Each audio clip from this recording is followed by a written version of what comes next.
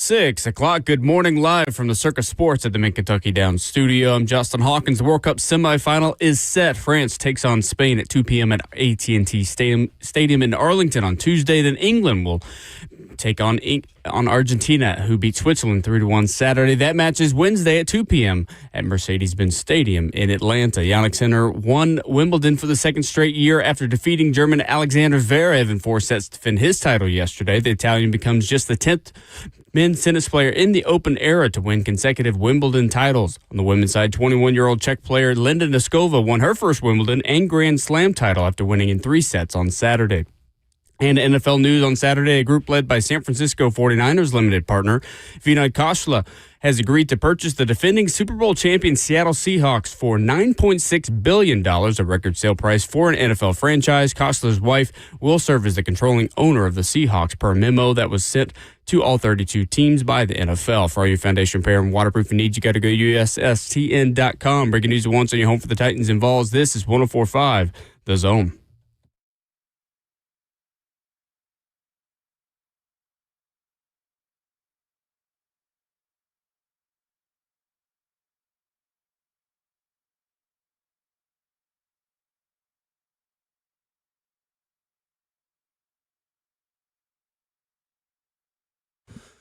Good morning and welcome to a brand new week on 104.5 The Zone and right here on Ramon and Will. Crew's all here on this Monday, July the 13th. The 11-year NFL veteran, Vol for life, and Titans radio analyst Ramon Foster. Yay. New dad Justin Hawkins at the controls. Myself, Will Bowling. The phone number, of course, you know, 615-737-1045. Top 10 lists are continuing from ESPN.com's Jeremy Fowler in the NFL. There was a Titan on one of them over the weekend. How many Super Bowl contenders are there in the 2026-27 NFL season? We'll give you a list of teams where one of them is guaranteed to hoist the Lombardi Trophy. Ryan Shumpert catches us up on all things Tennessee hoops and baseball at a busy weekend at 9:20 as well. Stream it live on 104.5 The Zone TV, Facebook Live, YouTube, Twitter, or Twitch on Monday, July the 13th. Good morning, gentlemen. How are you? Hey now, say now. Good morning, Will Bowling, man. Is that a new catchphrase? I wanted to try it out. A little bit. You know, nothing wrong with that this morning. Happy Monday, man. As everybody catch up over the weekend with us is when I put that out this weekend. It's like, catch up with us. Click the link below. You might as well tune in and see what you missed because I think there was a lot of good secondary sports this weekend. It's a good time for niche sports right now. It was, man. And you know what? We get the Women's World Cup next year. I'll be tuning in to that one. And then soon enough, we'll also be right back to the Olympics. So we're not far away. Which are also in the United States. Yes, they are. Look at us. Look at Big US out here making it happen this year and in a streak of things, man. With that being said, tennis was electric this weekend. Sinner, I thought, was really good in the final.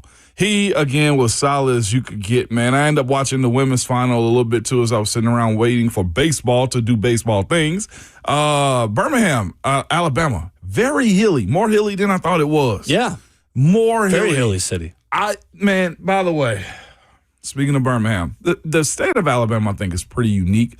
I saw a post this weekend that said they showed, like, forest coverage of like each state. Okay. Alabama's like 60, 70% like tree coverage, whatever it is. Like It's very green is what I'm getting at. Yeah. What I also There's no one huge city. I mean, Birmingham's the biggest city, but it's still not a very big town. It's not like big buildings and everything else that's there. Yeah. To that point. So I'm where do I go with this? You know, you go to certain places and you want to try the local delicacies, right? Of course. Like I'm the same way. I can get Mickey D's here. I'm not going to try Mickey D's out of town if I don't have to. Yeah, of course, We're not going to really stop at Chick-fil-A. You do your best to get the local flavor anywhere you go. As much as we can. It's a good way to live. Mama Pops or local like spots they go to. That's really all traveling is just eating in a new place. It is. And listen, I'm trying to watch my diet. Embrace it. I'm trying to show my boys like, hey, this is what we'll try out of town. We can get that at home. You know what I'm saying? One of them situations. Definitely. Almost went to Brick Tops. I was like, nah, we won't do Brick Tops. Like, we got Brick Tops in Nashville. Nice place, though, to be fair. Very nice place. Yeah. By the way, sushi underrated at Bricktops. Yeah, I must okay. say. I enjoy it. I'm not sure if anybody else does. And the Caesar salad. Plenty of people enjoy it. Plenty of people enjoy it. Absolutely. The Sunday crowd looked like it was jam-packed inside of there. I'm going to get where I'm going in a second. You are, eventually. 4-hour show. We got This time. new energy drink I got is good, is what I would tell you. It's great. Got back late, 12:20 in the bed by like 12:36 last night. That's AM for those who are not familiar. That's why I was going to mess with Hawk. I was like, man. That deserves some emphasis because you had a long night. I did. You had a very long night, an early morning. Rolled 233 miles straight, no stops. I told him, I said, get what you need from this convenience store, and we're rolling, okay? And that was just Locked in. Yep. Locked in. All right, so we get there, and I'm like, we got to find something to eat on. Will, dog, can I mention the place? This is my own personal opinion, and it might have just been a bad night. Sure. Well, I mean, is it local to here? No, it's not. Okay. Well, then, yeah, I think you're great then. We're clear? Yeah. Let's roll. Now, just my opinion. Okay. Bro, they lied to me. If this is their barbecue staple in Alabama, Uh-oh. Dreamland. Oh, uh-oh.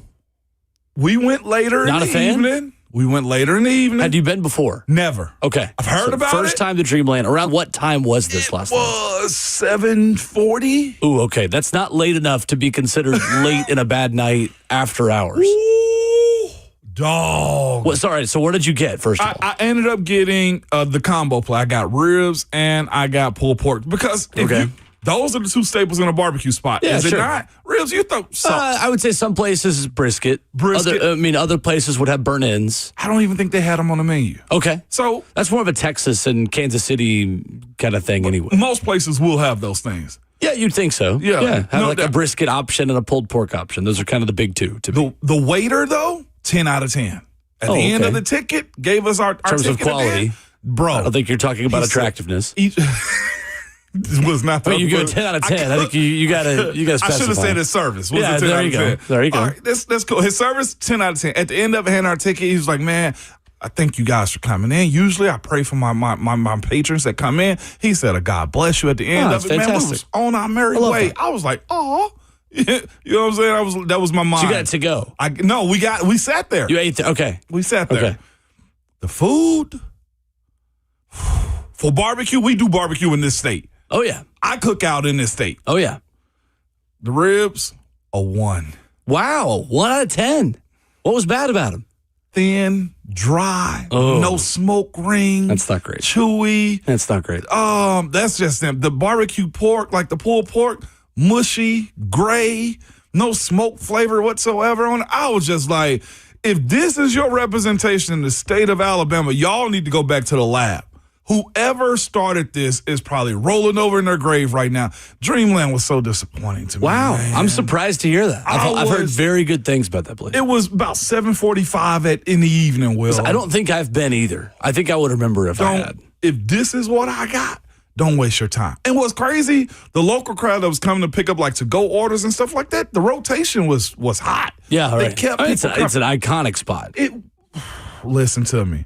If our hot chicken places was this representation, they talk bad about us. I'm just saying. I don't think I've met many bad hot chicken places in the Nashville area. No, definitely not. If this was their barbecue representation, pack it up. Because we do that too. Yeah, we do. So how was the pork? Mushy, gray. It was it was low. Maybe it's become such a chain. I mean, I don't know how many thought locations they have, but maybe it's been watered down a little bit as it's grown. That happens sometimes with places like that, but that's still disappointing. That kind of let me down. It was The so Sunday night shift at Dreamland, not up to your expectations. It was not. No, this was Friday night. Oh, this was Friday. Oh, I thought you were talking about last night. No, this is. Oh, that's way prime. worse. That should be like prime That's time. way worse That's what because I'm saying. you should be at your best until you close on a Friday night. Oh my gosh. I mean, theoretically, maybe I'm wrong on that. The music was good in there. I thought like the old like decorations in the building, the vibes were awesome. Sure. And the part You can of do that at home. Just turn on a playlist. That's what I'm saying. Yeah, it's it was not crazy, super hard to man. do. But like, have you ever had a meal that? But you don't have to name the place since I named that one because it's out of town. Well, usually if I have a bad meal like that at a place that's so big, it's because I've gone too daring to order like the big local thing that I wouldn't normally get while I'm home. Like Yeah. that's the other thing that I will do. I won't just go to a place like that just to go for the local flavor, I'll get their iconic dish. Yeah. Sometimes knowing that it's on paper not something I would normally order. Okay. So I'll usually just blame myself and then move on.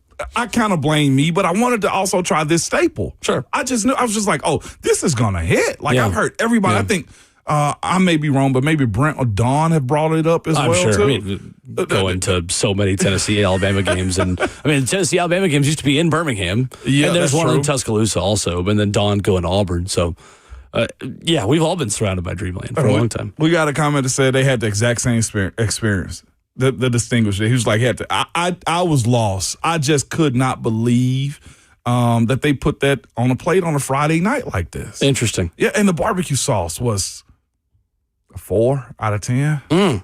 That should be the one thing that you have the most consistency with, you'd think, because you could just bottle it up and ship it to all the stores That if you're was not going very- to be a flagship store. It was very ketchup-y, and I got a lot of vinegar. But like no spice, no kick, no barbecue essence to it. You know, like how barbecue sauce has a little bit of depth to it. You taste a little thickness. No, not at all. And on top of that, they don't even put like barbecue like bottles on the table. They just slather your meat in like barbecue sauce and and just let you go on by your day. When we were looking Interesting around. way to put that. Well, it's sauce on top of me. Yeah, So right. I was just. Oh, that is. It was very. I'm better than that usually, but like it was. It kind of threw me for a loop, man. Better kind of barbecue sauce, Carolina vinegar based or Texas more sugary based? I like a vinegary base. I'm a total Carolina. opposite. I'm Yeah. West The Tennessee. Texas Dr. Pepper barbecue sauce kind of stuff. I can do it though. Elite. I can do it. Though. Absolutely elite. I like that both, better. but I would go with Texas. I'm with Hawk. I like both. I love both. Okay, yeah. Love both. If I had to pick one, yeah. You going? Well, I'm having it for dinner tonight. That sounds great. I know you You got a lot of options in town too. I've already been up for a few hours, so I'm good. to the party. Alabama white sauce is also really good too. Yeah, it's fine. I mess with it. It's a good change of pace. It is. It's that if you want to run the ball, you're not going to go with Alabama white sauce. But every now and then, it's kind of like a trick play. Like you got to keep the defense guessing a little bit, and when you want to take a shot on 2nd down and 4, you throw in some Alabama white sauce, and you're good to go. I like that better on wings than I do pork. I don't want to waste a pork sandwich with Alabama white sauce. Never had it on I'm with you wings. there. That sounds kind You ever of had Alabama white sauce on wings? Just pork. That's like That's exclusively pretty what I've much had. the only it way on. I've kind of had it. Too. I'll give a free shout out to this place because it doesn't exist anymore. RIP. It needed more free shout outs in Knoxville. Fieldhouse Social at UT, where we would go every Tuesday night for sports trivia, had a really good, they had a moonshine barbecue wing, and then they had an Alabama white sauce wing, and I would switch back and forth pretty much every week. That sounds elite. Very good. That Very, sounds very, very elite. good. I'm gonna be real. Better on with you. chicken than it is pork. I will die on that hill. I'm with you on that one too. It's better on chicken than it is on pork. Learn But yeah, something new every day. yeah, no doubt about it. But I'll tell you, I use a base like I use a company out of Memphis, Blues Hog, the barbecue sauce, and then I put like my red the vinegar in there, my apple cider vinegar in there, and kind of spice it up a little bit more. That's how I get to my sauce. A little bit of Memphis, Texas, Carolina is the way I look at mine. Okay. I kind of doctor my sauces up at the crib. I've never made a base from like ketchup and all that type of stuff like that though too. But this spot in Alabama it really let me down. I'm gonna be real with you. For a chain that's known across their city and their state, Yeah, it's a shame. not okay. It's a shame and a chain. A shame chain. A shame chain. 615-737-1045 is our number. We are live for the 1045 The Zone Circus Sports Studio, Kentucky's largest sports book. Can now be found at Circus Sports at Kentucky Downs. Peter Skoronsky pops up on the ESPN list of top 10 interior linemen, and an NFC executive has a very interesting statement about the Titans left guard in this that we'll tell you coming up next.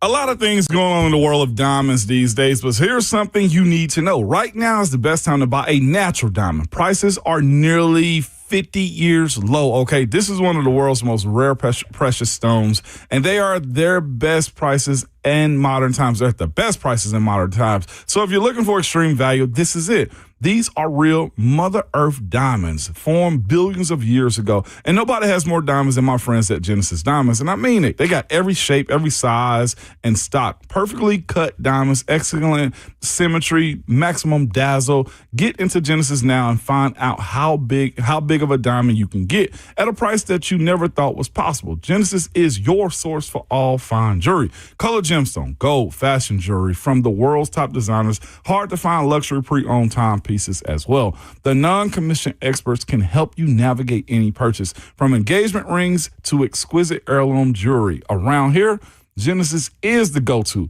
for people in the know. Genesis Diamonds, they're located in Green Hills and Cool Springs, and the official jeweler of the Titans.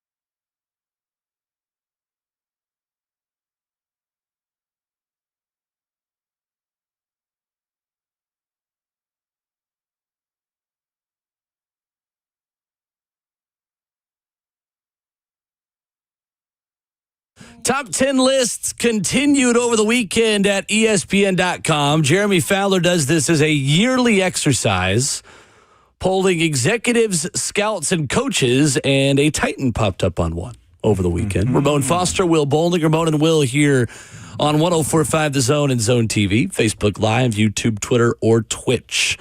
Peter Skoronski comes in at number 9 on ESPN's list of top 10 interior offensive linemen. His highest ranking was number 1. His lowest ranking was unranked. 24-year-old former first-round pick for the Titans, whose fifth-year option has been picked up. According to Mike Borgonzi, speaking around the NFL Combine, or at the NFL Combine, there is still motivation from the Titans and clearly from Peter to get a longer-term extension done. One NFC executive, Ramon, says he has absolutely jumped to elite status. He's going to get paid a lot more money than people think. What do you think about the total evaluation here? Number 9 about right for him? Yeah, on this list, yeah, it is. Peter's intro into this list, man, at number 9 is just, I think, everybody's awareness to where he is and who he is. Most definitely one of those guys I feel like was buzzing a little bit last year and finally cracked this top 10 amongst this group of guards and centers. And I think it's very elite. And that's the other thing, though, too, in this situation, right? This is guards and centers. So you think about all 32 teams with their centers and their guards, and Peter Skoronski's a top 10 guy. I have really, on the guards and centers list, no real pushback whatsoever on the guys that are on there. I will say I got to take a little bit more of a look at Tyler Smith, the guard with the Dallas Cowboys. But Peter Skoronski getting in on this list, man, with his run game, with his pass game, we knew was going to be a part of it as well. I myself am impressed by his transition to it. And I will say, as a college tackle, the same as Peter Skoronski was, it is a hard transition going from tackle to guard. The physicality is different. The movement's a little bit different. The understanding of left to right is a little bit different as well. At the tackle position, you play next to 2 guys every other fourth play because the tight end is not on your side or something like that. At the guard position, that was my biggest thing, going into the world of like, wow, I got a center here. I got to make sure I'm not stepping on. Oh, and I also got a tackle to my left. So watching Peter Skoronski gradually go into this role right here, I think is elite to me. Again, as a tackle for him, the highlight of what they said in this write-up on Peter, and you'll see it too. What I like about him is his pass game, which is the hardest to really get down at that position when you're making a move. His win rate is high. His efficiency is good. And it's not really much of a worry when the Titans have to drop back with Peter Skoronski at left guard. So, yeah, if he takes this next step and become more of a mauler, he moves up this list. Jeremy Fowler says at ESPN.com, playing on a bad offense over 3 seasons hasn't stopped Skoronski's ascension. He has improved in each of his first 3 years, finishing 4th among guards in pass block win rate at 96% in 2025. The early knock plaguing him was that he lacked explosiveness and power, but evaluators say he has improved in that area. You bring up an interesting point about the nuance and the difficulty of playing guard, because we who haven't played the position, and even I think some who have, oversimplify moving outside to inside as making life easier. And overall, that might still be true, but there are still elements of moving from tackle to guard that are harder, that are more difficult. And to your point, having to worry about your own teammates around you a little bit more. Yeah, there are positives to that, but there are also negatives to that. I hadn't really thought about that before. At tackle, you feel free. So you bring up 2 points, and get me back to this point in a second because I'm going to go on a little roll right here too. But the point of it to me was at tackle or making the move from outside to in is you feel claustrophobic almost in a sense. Like you said, we make it seem like it's easier to move a tackle into guard. Well, it's easier for one reason, athleticism. Like what I learned and what Peter Skoronski learned, like you are a real good college tackle. But athletically at that position, it is a different beast on the outside, man. When it comes down to who you're facing in the NFL, these are dudes, and not all of them are running 4.4s and 4.5s, but like there's some 4.6s and guys that understand angles a whole lot more. You're going against, as a young pup, as an offensive lineman, a 17 to 20-year-old, 22-year-old, to playing against a guy that's been in the league for 6 years, and he understands everything about you before you know about yourself. So not to say you protecting the guy's athleticism, but if a guy has the ability to play, but he's not at the top tier athletic level that you want him to, move him inside. That's the first step of it too. So it's easier in the sense of what your job's fully going to entail. I can be a better guard than I can tackle, and that means I might survive a little bit more. That's what Peter Skoronski done himself is. We talked about this when he get drafted. It's just like, well, I don't know if his teeth is going to be good enough for the NFL. And that's not a bad knock. So that's the other part, though, too, of it. That part of it is easy because I will say playing tackle, that's just a different beast. But you move inside. I moved to guard. Peter Skoronski moved into guard, too. So watching him in that first year, if you go look at his tape, the pushback was there, which he's never had to deal with in his life before. Because, again, what do you mean by pushback? Like when he was receiving contact, I felt like his feet was 3, 4, 5, 6, 7 steps before he understood, oh, I got to stop. Like that, the force, the power of the guys that you're playing. It's a little bit more brute on the inside than it is on the outside. Like you'll have some guys like the Neil Hunter or Will Anderson Jr. that will just strictly run down your face. But you also get the finesse guys on the outside. On the inside, when you move to a guard position, the D tackles, the nose tackles, the linebackers, everybody's just trying to run through your face. So that adjustment of dropping anchor, knowing how to stop, knowing when to stop, knowing when you feel pressure is a whole lot different because when you're an interior player, the collapsing of the pocket happens a little bit more in the quarterback's face. And if you watch Peter Skoronski's first year, I will say some of his second year too, him getting pushed back was a part of it. But his pass game, which is naturally at a tackle skill set, saved him. He understood, okay, well, this is what my angles are. I will also say the other side of moving inside too, like I felt claustrophobic. Stepping on feet was a thing. Knowing how to use my angles was a little bit harder. And like you can see Peter Skoronski get a little bit more fluid in those type of movements, right? The guard movements. That to me is the second part of it is you have to learn how to play with him. You got to get stronger, faster. And we've seen him, we've heard him talk about those things. We've watched his body. I feel like Peter looks like he's got more muscle on him now. And those are some of the things when you play in this offense that like to run for this team that likes to run the ball more.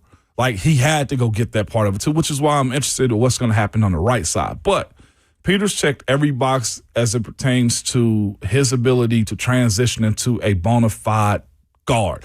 And this list right here solidifies, I'm going to brag on us for a second, Will, you and I, the third year rule. Yeah, it does. It solidifies it. I would say just brag on yourself because that is a you rule, not as much as it is a me rule. But yeah, our show has made that kind of the official stance on offensive line play. Get me to year 3. Yeah. That's something you have been really consistent on. Get to year 3, and if there's not a jump made then, we could start to ring some alarm bells. Yeah. We could start to be a little bit more concerned about the overall development of that player.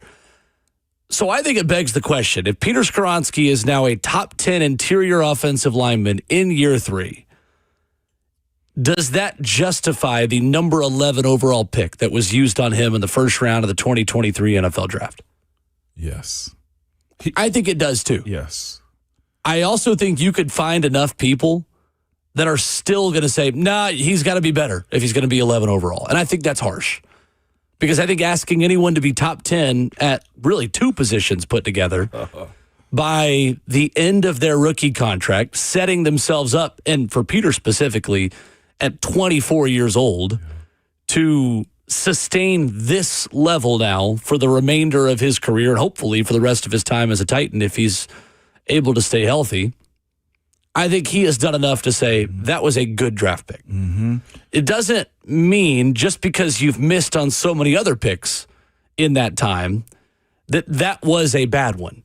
Now, would you have liked to know, hey, I'm going to also need to get a tackle the next year, and then eventually I'm going to need to go get a quarterback again, and I'm going to need to get a number 1 wide receiver, and while I was there at number 11 overall, then Jackson Smith and Jigba went 9 picks later. Of course, but hindsight's always going to be 20/20 on things like that. And Peter Skoronski was a floor-raising pick, and that just on its own is fine. He was a good draft pick. There were many other options that you had at that time that, yeah, some of them could have been better. You also could have done a lot worse. We don't need to nitpick one of the only good first-round draft picks that has worked for this organization in the last 5 or 6 years. What's fascinating, though, too, about this top 10, though, list, like, is how this top 10 list happened. This isn't a bunch of athletes in a room, respectfully, I say this, that are just marking names down off of who they know. These are execs, scouts, people who watch the game and evaluate players as well. So even him being top 10 on this list, like, it's justified by the 11th overall pick by being top 10 because the execs around this league, like Peter Skoronski hit free agency, which he's not. But imagine him hitting free agency the way his market would be. Like, and the other part, though, too, we hadn't really mentioned the rest of this list. But he's amongst the elites. I will say that in general, when you make this list as a top 10er at guard and center in this league right here, like, one, you got to know ball because nobody really watches the interior side of it. That's very true. I'm bitter about it because very true. They don't pay attention to it. There's not stats to evaluate it other than PFF sacks allowed, and those can even be a bit misleading. The separator from Peter Skoronski at 9 to the guys who were in front of him is one element of his game. Yeah, let's run through the list then. Okay. Real quick. Yep, go ahead. Tyler Smith, number 1. Guard for the Dallas Cowboys, league's highest paid guard. Consistent. Easily consistent. An AFC executive says he has more flash plays than anyone. He does have the athleticism and explosiveness. That right there. Okay, go ahead, and I'll tell you the rest of it. Quentin Nelson, number 2. He's been there for quite some time. An NFC executive says there's some drop-off, but he's still elite. Was number 1. Now Tyler and Trey Smith have caught up. Quinn Miners on his heels. Number 3 is Chiefs center Creed Humphrey, who was number 1 on this list last year. His highest ranking was 1. His lowest ranking was 10. That is what's crazy about this list. So I mean, keep jumping in, but like a lot of these guys went from like a top 5 to like unranked. Yeah, right. Creed is number 10 is his lowest ranking. Quinn Miners of the Broncos is 4. Joe Tooney for the Bears, who's 33, is 5. I know Jeremy Fowler even responded to somebody saying, how in the world is Joe Tooney not number 1? And he said a lot of evaluators think about age when they think about where they're ranking these players. So graceful, though. If he was younger with the exact same film, he would be number 1 or 2, I think. I agree. Chris Lindstrom with the Falcons is 6. Former Vol Trey Smith with the Chiefs is 7. New Raiders center Tyler Linderbaum is 8. Skoronski is 9. And old friend Aaron Brewer is number 10. Tough. He's only 28. Aaron Brewer. And realize he was that young when he was here. Yes. He's undrafted out of Texas State. Well, he was a member of the Tennessee Titans. Tougher than a $2 steak. There's 2 things with him. He found a way to stay healthy, and he found the right system. He found a scheme that doesn't put him on an island as a 280-pound center. I'm gonna be real with you. That's why I'm a little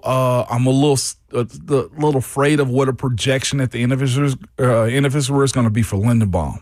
I don't know what the offense is going to look like with the Raiders, Tyler Linderbaum, but I'm very, very much interested into seeing how he gets to that Vegas scheme and still do what he does. Like, I know it would have made sense for him, or it could have made sense for him to be in this uniform for the Tennessee Titans.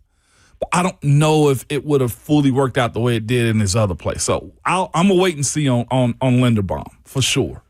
We got an interesting question real quick in the FNN Bank chat, Ramon, from Selly. What up, Sel? Who asks, are we considering this then year 3 for J.C. Latham, considering he made a position switch from left tackle to right tackle from year 1 to year 2? Yeah. Or is this year 2? For me, I'll give my answer real quick because I already responded to him. If I'm going to give you 3 years to adjust and get right, that's kind of building in a mulligan year already to begin with. That's already building in plenty of time for you to go through the growing pains, perhaps switch from one side to the other. And to be fair as well, it's not like he'd never played right tackle. Of course. If J.C. Latham had been a career left tackle at Alabama and then had moved to right, then, yeah, maybe that's something I'd be willing to give him. But, Ramon, this wasn't a new position for him. I know it was at the NFL level, but moving him from left tackle to right tackle was supposed to accelerate his growth, not give us an excuse for him to go through a little bit of a slower process. That's how I view it personally. For sure. What about you? I'm of the same mindset as you in this one. I felt like the year one was his baptism. Like, hey, go figure it out. He played left, didn't work out for you. But the way I look at the first 3 years is this. Whatever happens in year one, bam, that's your intro. However you take it, you learn from it. In year two, the adjustment happens. What did I learn in year one that I don't start to do in year two? And that's why I feel like it's been a little bit of more of the same for JC, looking at him from going from year one to year two. Like, I know you had the position change, and that's all a part of this as well. But you do have to look at this situation and kind of say to yourself, where in his game in year two did you say, ooh, that's going to stick? I feel like in year two for Peter Skoronski, we knew the pass setting of his, pass protection of his set. Like, we saw that had a lot of life in it. And it even grew even more so in year three. Now he's on the top 10 list. Mm-hmm. That's where, yes, Sally, I think JC will be judged on year three on if it's the finish line or not, because the same situation we evaluated when it came down to Peter Skoronski, it's justification of the pick. Like, it still does matter. Mm-hmm. And that's where not much grace is going to be given, because the other part of this, too, is there isn't the clock as far as your time in the league. It doesn't stop. They want to see those jumps. They want to see those incremental just points in your career where you solidify yourself. And that's where it's going to be fascinating for a guy like J.C. Latham. To that point, Peter Skoronski, at the end of the 2024 season, from weeks 12 through 18, allowed 1 sack. His pass block rating was in the green from Pro Football Focus: 87, 76, 83, 78, 88, 80, and 72. He gave up a sack in week 18 for the Titans in the 2024 season, the game and the day where the Titans earned the number 1 overall pick. So that was 1 sack allowed in the last 7 weeks. I'll recount it again. 1, 2, 3, 4, 5, 6, 7.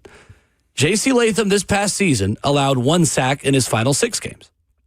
Now, the PFF grades weren't quite as high, but again, J.C. Latham got better at the end of last season after the bye week. Jacksonville, no sacks allowed, 68.4. Against Cleveland, 1 sack allowed, 79.0 pass block rating. At San Francisco, no sacks allowed, 1 penalty, 60.6 pass block rating. 0 sacks against Kansas City, 0 sacks against New Orleans, 0 sacks at Jacksonville with a backup quarterback. There was progression as J.C. Latham got healthier at the end of last season. Maybe not to the same level that Peter Skoronski took a step forward, but to be fair as well, J.C. Latham is on more of an island as a right tackle than Peter Skoronski was. It would be great if J.C. Latham could make the kind of jump this season that Peter Skoronski made last season. Mm-hmm. It is really important that this team, at most, is only looking for 1 new starting tackle this time next year. Because odds are, again, if you need 2 starting tackles in the 2027 offseason, you're going to probably have to sign the equivalent of another Dan Moore as a stopgap that can step in and be good immediately, and then use high-level draft capital to draft one in the first or second round at the worst, if you're going to put that guy straight in to start. So one of these 2 guys, it'd be great if both of them could, and both of them get better under Carmen Bracillo, have got to show something, because you can't just go into 2027 with 2 totally new tackles again. Oh, and here's the other side, though, too, even speaking about injuries and just where you are as a pro, too. And it has to happen because we followed this guy. Joe Alt's already on this list. He went 6, and JC went 7. That's going to be the barometer. I believe he was 5. Malik Neighbors was 6. Okay. And JC was soon after that. Another top 10 pick. And again, if you're picking in the top 10, whether it's his fault or whether the people that picked him fault, like, you still have to answer that bell. That bell rings. No question. Which is also why I'm not willing to say this is that was a mulligan year, switching from one side to the other. You're a top 10 draft pick. Yeah, man. You should be able to make that adjustment and swim in the deep end of the pool. Yep. And that's kind of where I'm sticking with this one. Charles Cross, who's another young guy, has made this list. Paris Johnson, who's a year ahead of JC's, made this list. Yeah, he was honorable mention. Honorable mentions is what I'm saying. So, Talifuaga, New Orleans, has been serviceable at right tackle. And my biggest thing is this, though, too. Like, it's a fair league, but everything about it doesn't. It's not a fair league. When has the NFL ever been a fair league? I know. I'm trying to give him grace on just the perception of what he is, because I do think JC's got it in him. He's just in a real weird. He would have been picked 7th overall if he didn't have it in him. He definitely got it in him. Yeah. Big year for him is what we're saying. 615-737-1045, our number. On Saturday night, 2 World Cup quarterfinals went to extra time, and we have got a first on something that has never happened in the FIFA rankings era of the FIFA World Cup. I'll explain what I mean coming up next.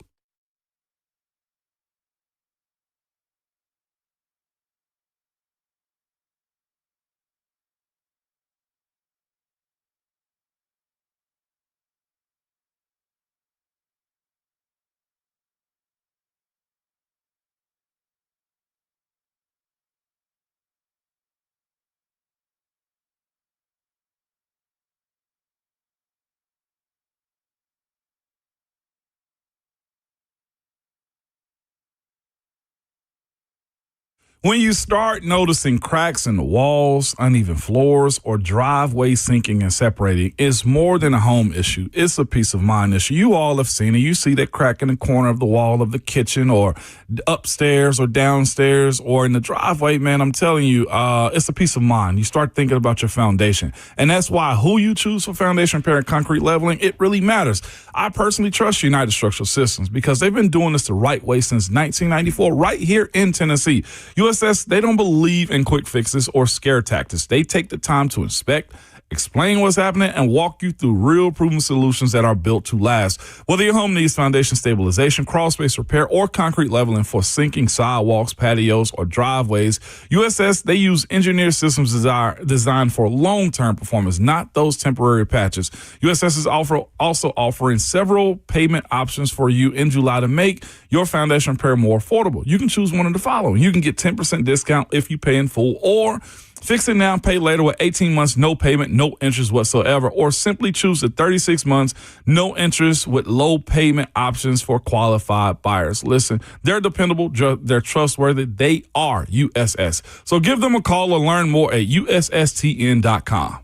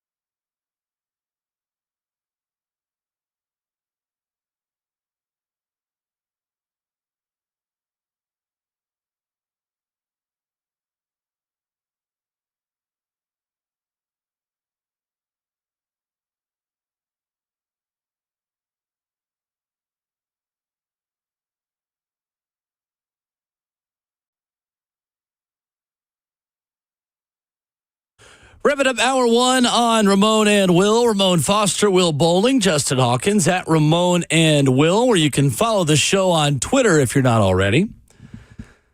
For the first time in the FIFA World Cup, Ramon Foster, the top 4 teams in the FIFA rankings make up the 4 teams in the semifinals. The first time? Argentina, England, France, and Spain. Yes, sir, it is.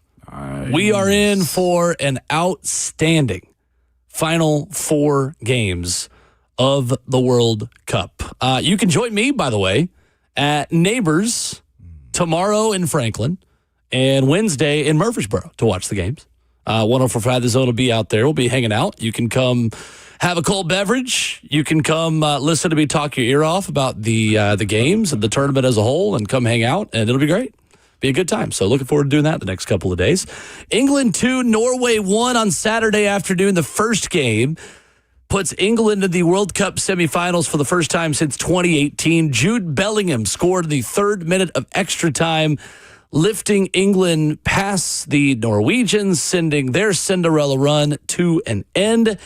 And after the game, Thomas Tuchel, the manager, very upset with his team, saying, "We made life very, very difficult for ourselves. Result is fantastic. Last 4 is amazing, but not happy with the performance." Jude Bellingham has just been tremendous for England. 6 goals now. He becomes the first English player to score twice or more in multiple World Cup knockout matches at a single tournament. And Norwegian star striker Erling Haaland had 21 touches in 105 minutes plus stoppage time of soccer. Only 2 shots, 1 on target in 105 minutes. He was seeking to become the first European player to score in each of his first 5 World Cup appearances since Gerd Müller for West Germany in 1970. His 14-game goal streak in competitive matches for Norway comes to an end. Man, he set himself up to be a forever legend there, though. And watching him in a run that he's kind of gone on, I brought it up to you before he hopped on air. We didn't even talk American sports at all. We talked soccer for a second. Well, it is American sports now. How about that? Yeah, absolutely. Early world sport. Haaland I felt like it was one of those overthrows that a quarterback could give you, or a fast break that didn't go right. It was a 2-on-1 to the basket, and the guy with the ball didn't pass it. Alexander Sorloth had a 2-on-1. Erling Haaland unmarked to the box, wide open, didn't pass it to him. Waited too long to shoot, too. He did. He got caught between 2 minds. Waited too long to do anything. I want to give him that. My initial thought was, did Erling get too big for Haaland? Did Erling Haaland get too big for him? Like, he needed his moment as well. Like, Haaland, you've had already the big moments, which I hate to project that. But a part of me was just like, why didn't you pass it? And Sorloth is good. I mean, he's played in Germany. He's played in Spain. But in that moment, you've got to have the self-awareness to understand that unless Erling Haaland is totally defended perfectly, everything has got to be about getting that guy the ball. Him and Martin Odegaard, they're 2 best players. And Odegaard, the one who is basically tasked with getting the ball to Haaland. Odegaard's the Arsenal captain. At that point, very good player. At that point, I know it went on to be more competitive. Like, it did still, but I felt like this is England's now. That's the way I somewhat felt. I mean, I didn't feel that way only because England's history in this tournament and any other competitive tournament is, I mean, they're the Dallas Cowboys. And they're the Dallas I know Cowboys. exactly what that means. And I say that as someone who sympathizes with England. Like, I kind of, I mean, I don't really root for them. I do in the Euros because U.S. isn't in the Euros. Yeah. But in a tournament like this, I don't really root for anyone else but the United States because, I mean, I only have American heritage and family, and I don't know, it just feels weird switching in the same tournament. No doubt. Euro's kind of different. But like in European championships, I like England because I watch that league the most, and I always have, and they have the most Arsenal players, and their history is finding a way to screw it up. And so even with that chance not going in, it felt like, all right, well, I mean, Norway's been dangerous on set pieces. Are they going to get another corner? And they did, but push from Erling Haaland on the English defender, which you can't do a 2-handed shove in the back. He got baited, too. 100%. And that's part of the game, right? You also had the controversy of the ball maybe hitting the wiring above the field. FIFA then later released the wavelength of the chip in the ball and show that it did not hit anything as it was going through the air. It's FIFA. I mean, it is FIFA, so I like 95% think that that's real. I'm not 100% sure, but it was a fun game. It was a really fun game. It lived up to what I expected it to live up to. And a lot of the conversation around England has been they're a team that always wilts in the heat of the moment. And I mean that literally and figuratively. English media, the English players, there's a lot of talk about the weather. And the fact that they could conquer Miami was a very big deal for them. No doubt. Very, very big deal for them. So they will get Argentina next to beat Switzerland 3-1. This game in the first half did not interest me. Switzerland had very little by way of anything to show us. Yeah. They were just not putting up much of a fight in the first half of this game. That changed in the second half. But Julian Alvarez, the player for Atletico Madrid, who is the subject of a lot of transfer interest right now, he's the player, Ramon, who has publicly said through intermediaries and agents and all these things that he wants to fulfill his dream to play for Barcelona. Oh, wow. Right now he plays for Atletico Madrid, the second biggest team in Madrid and maybe the third best club in Spain, the way things are currently constructed right now. And Atletico Madrid released a statement saying you will never play for Barcelona. Oh. Yeah, or for Real Madrid, who also is interested in him and is much less likely to get him. So while all this is happening and he's thinking about a potential $150 million move to a new team, and meanwhile he doesn't even start some of the time against opponents of the World Cup for Argentina, as loaded as they are at that position, because Lautaro Martinez, who plays for Inter Milan in the Italian top flight, is also in that team and is very good.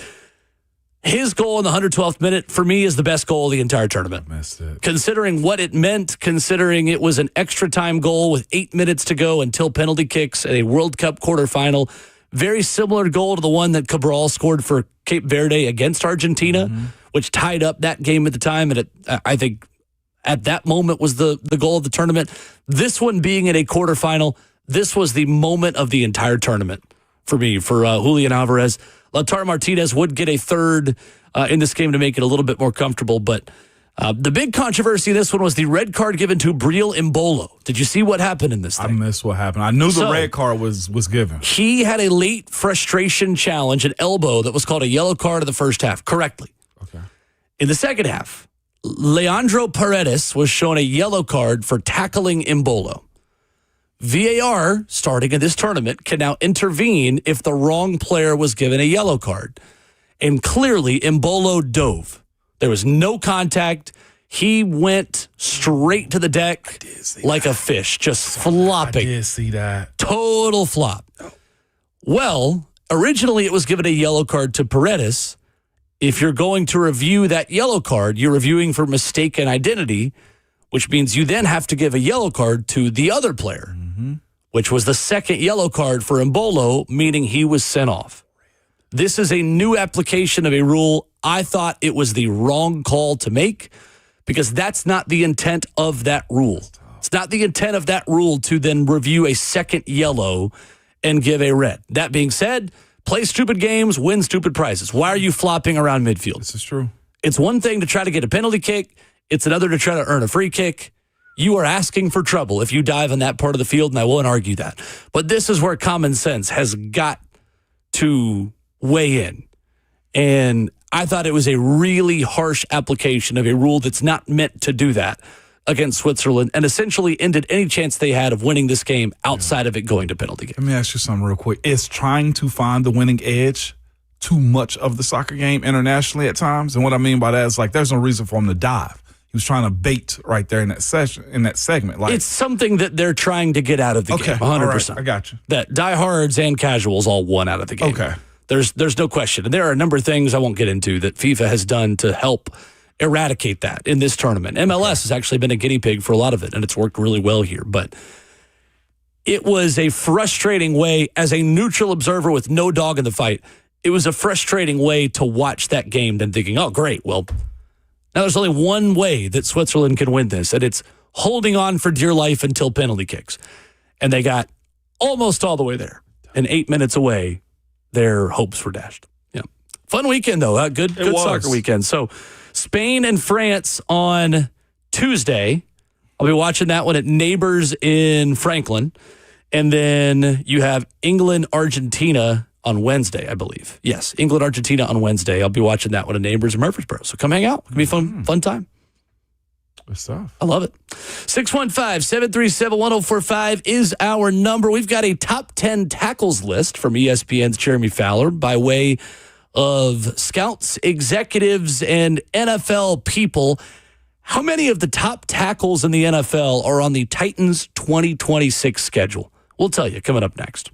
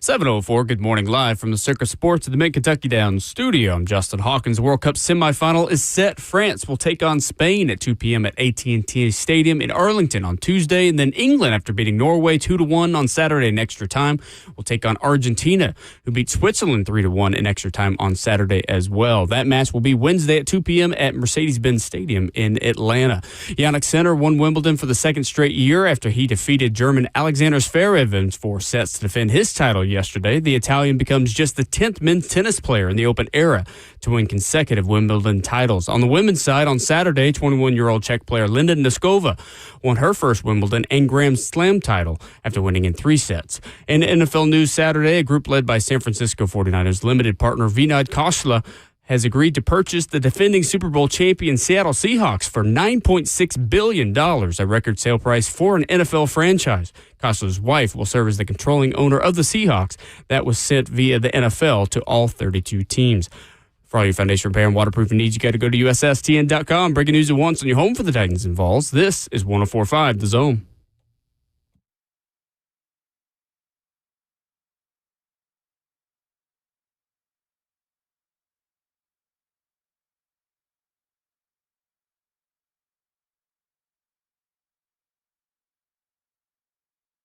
Top 10 list season continued over the weekend, and we are talking linemen. Perfect on this show that is more pro-offensive linemen, maybe than any other radio program in America. Hour number 2, a Monday morning, Ramon and Will off and running. Hope you had a great weekend. Ramon Foster, Will Bowling, Justin Hawkins, 615-737-1045. Ramon Foster, do you agree with the ESPN.com list that says Penei Sewell is the best tackle in football right now? Man, he's been bubbling for a while. And yes, I do agree with him. He's got some of the best hips I think I've seen a tackle have in general. For a man his size, he moves laterally well. He gets back vertically really good. He moves in space like he's a small center. Like, he is a phenomenal athlete.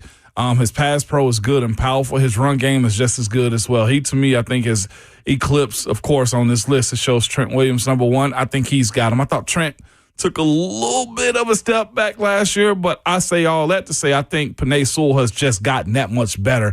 This is his, 5th, 6th year in the league, if I'm not mistaken, as well. Penei Sewell, he's a young guy still, drafted in 21. So, yeah, this will be his 6th year. He just finished 5. So he's about to hit that top of the peak as far as his time in the league goes for a team. Also, too, I would say this, that wins and play and caters to his style of ball, too. Power, explosion. Yeah, he's a perfect fit for the Detroit Lions. Perfect fit for him. He could and for that city. And I think he's moving to left tackle this year now as well. That's right. Blake Miller, the Clemson rookie.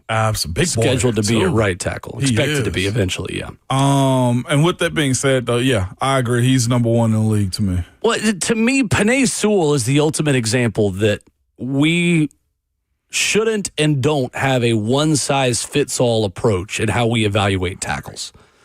So a veteran NFL defensive coach tells Jeremy Fowler he's still the most complete player at this stage, physical, powerful, and smart. That being said, he was outside the top 40 tackles in the NFL in pass block win rate last season, just 89.6%. But his plays where he does beat you are so violent and show up so aggressively that it's kind of like, let's equate it to tennis. Wimbledon was just over the weekend. It was. When Penei Sewell wins a set, he's winning at 6-1. Yep. Doesn't always mean he's winning every set, but when he does win, when he does beat you, he's mauling you. You don't feel it. And it feels like his best moments show up more on film because they're just so good. The flash. That being said, he probably has less good moments than Trent Williams, who's a little bit more consistent behind him. He's just not as dominant when he does win. Is that a fair way to put it? I agree with you. I think Trent has more finesse and athleticism to his game.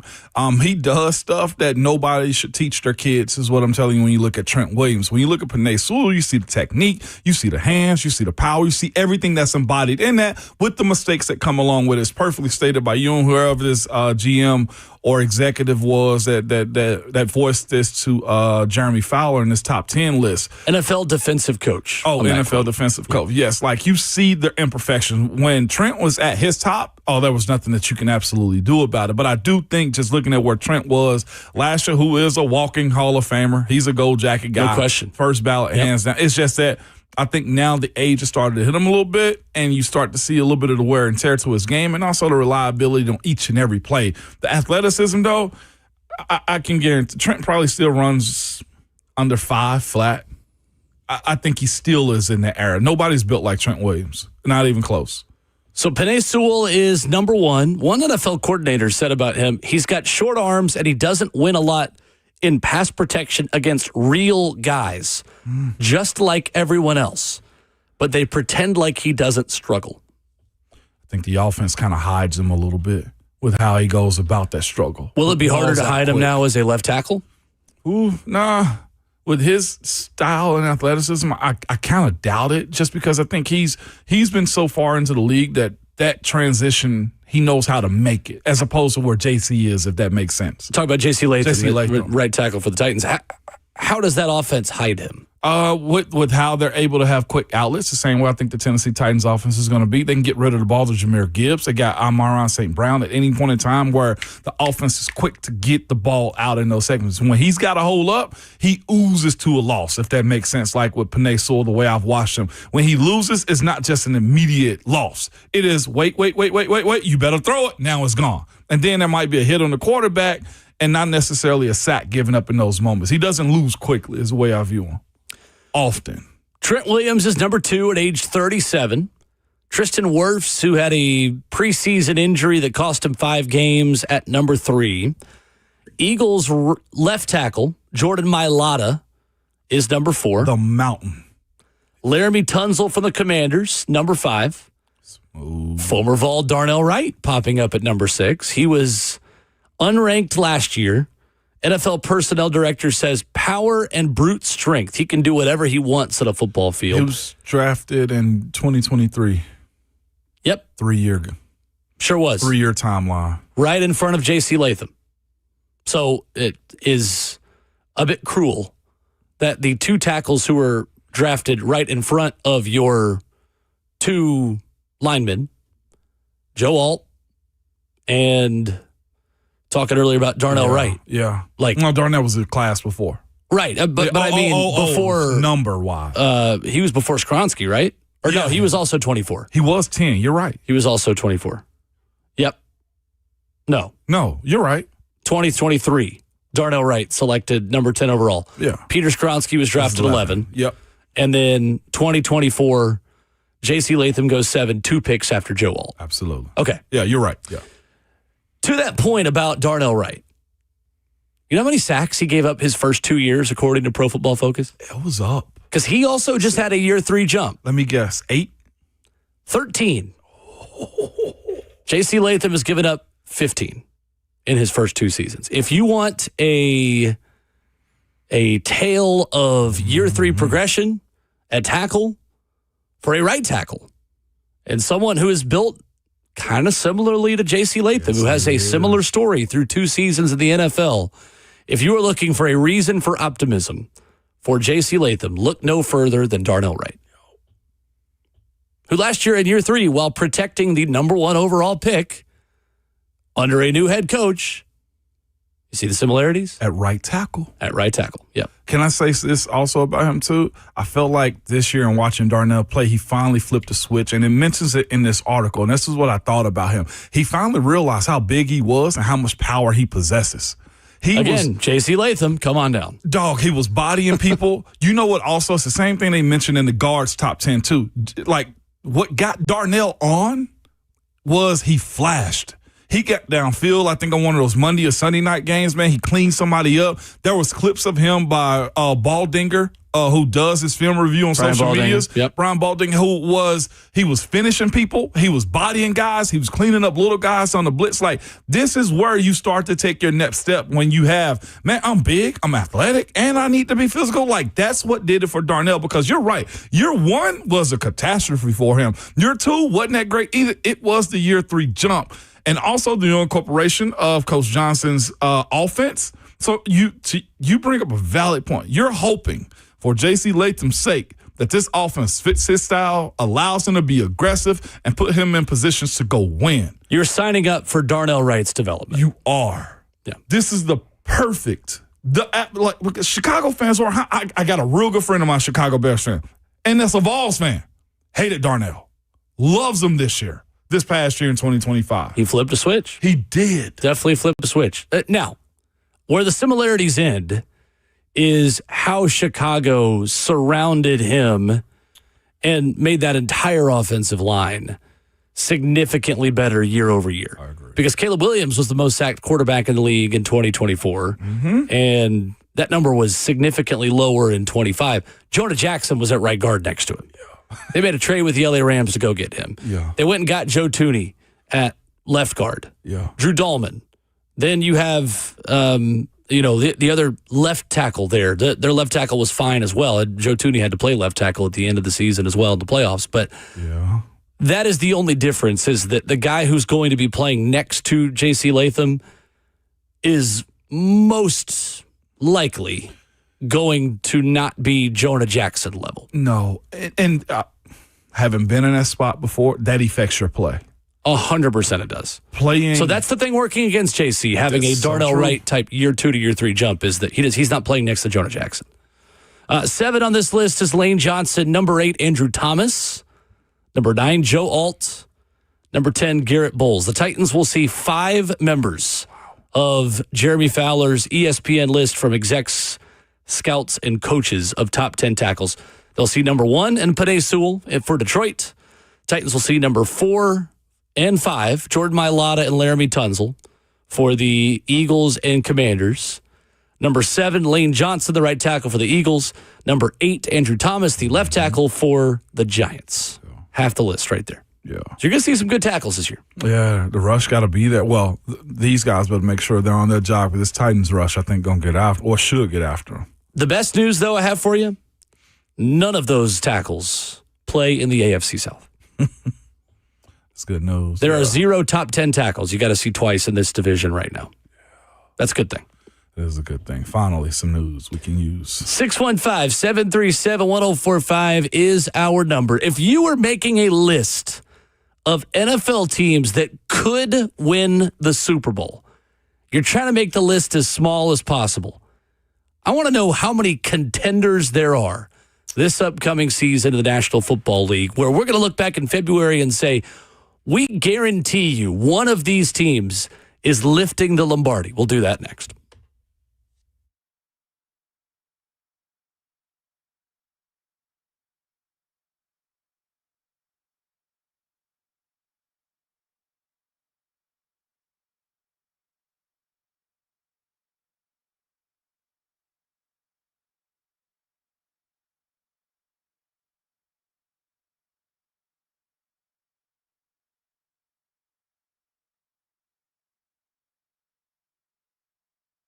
If you're looking for TRT that's flexible enough for your lifestyle, man, head over to Low T Center. They are the #1 name in TRT. You can choose testosterone shots, pills, or many other options that they have. You can also pay with your insurance or simply out of your pocket, and even have your treatment shipped directly to your door. Now, Low T Center, they are offering new peptides, new treatments, and so much more, where you can boost your energy, libido, and confidence for the results that you can feel.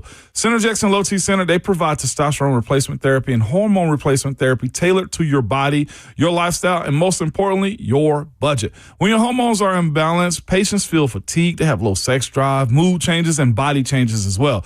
Balancing your hormones, it means living a better, healthier life, and we're into health at all times. Testosterone also is not just for men. Testosterone is important for women too. It boosts your energy, your confidence, your sex drive, and a lot of other benefits too. And no, it will not turn you into a man. Doses for women are very careful, so they can help you meet your own personal goals. You can book your free testosterone test now at fixmylowt.com. That is fixmylowt.com.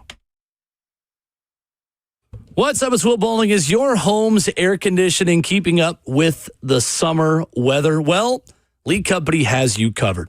Lee Company's team of professional technicians will give your home's AC a tune-up as well as seasonal cleaning and maintenance to help you stay ahead of the heat and humidity outside. You know, there is no worse feeling than waking up in the middle of the night, maybe getting home from work, and then noticing that AC unit has not been working while you have been away. Well, Lee Company is the place to go to take care of it. Head on over to leecompany.com to schedule your appointment today for the pros who have over 80 years of experience serving Middle Tennessee. Lee Company's been trusted here in our community since 1944. They're available 24/7. They're a multi-award-winning great place to work. They're going to make the process so easy for you. So head on over to their great website, leecompany.com, and schedule your appointment today. That's Lee Company, all you need.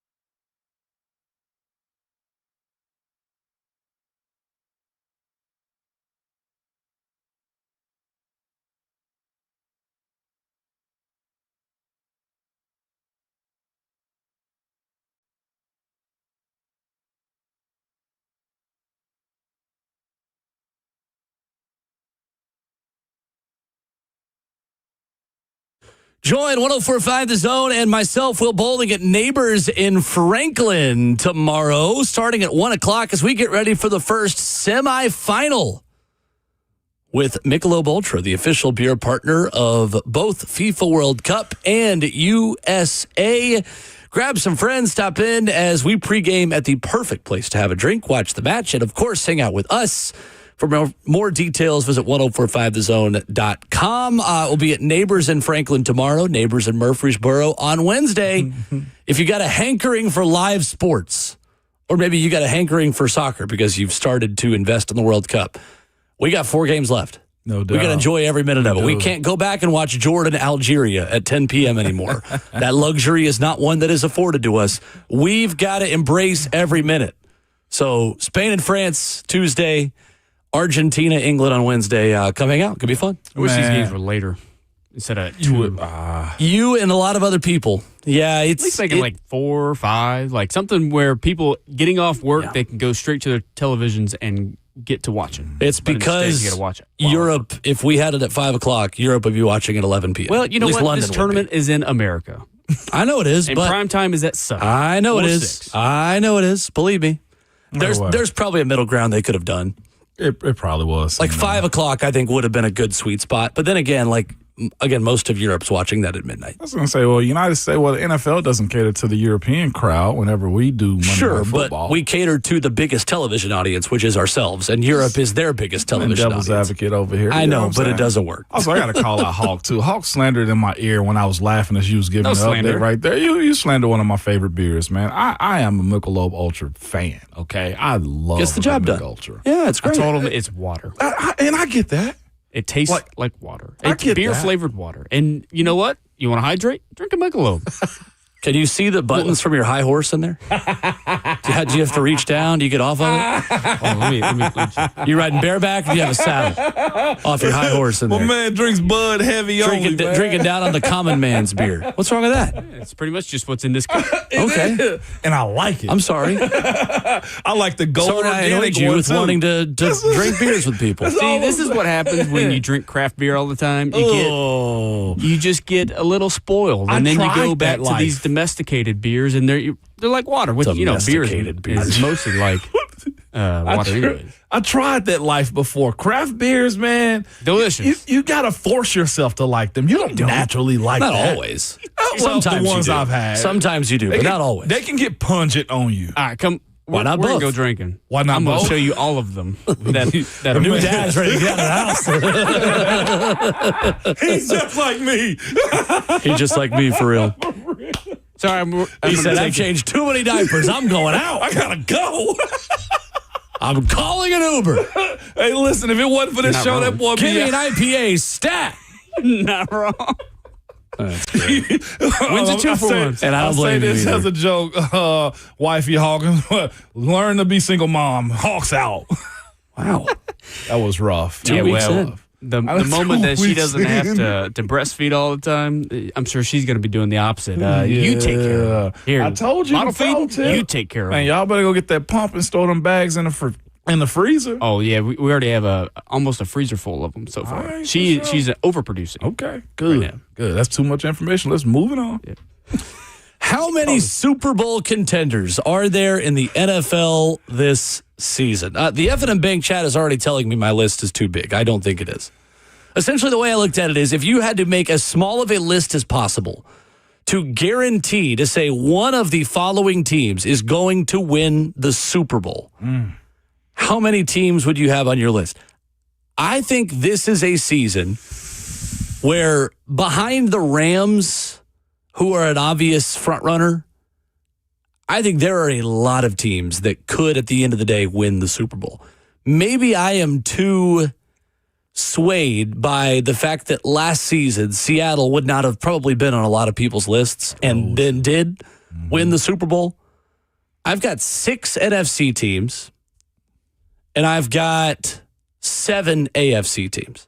I've got 13 teams on my list. Quick math. I feel like I underperformed on this one, man. I got 6 total. The F&M Bank chat told me there are 3. And I got one a person possible. did. They told you 3? Yeah, one person said 3. Selly told me, give us your top 8. The other 5 could be honorable mention. No, I think it's a good list as it is. You haven't even heard the list yet. You can't be overly critical of the list when I'm not even giving you my list yet.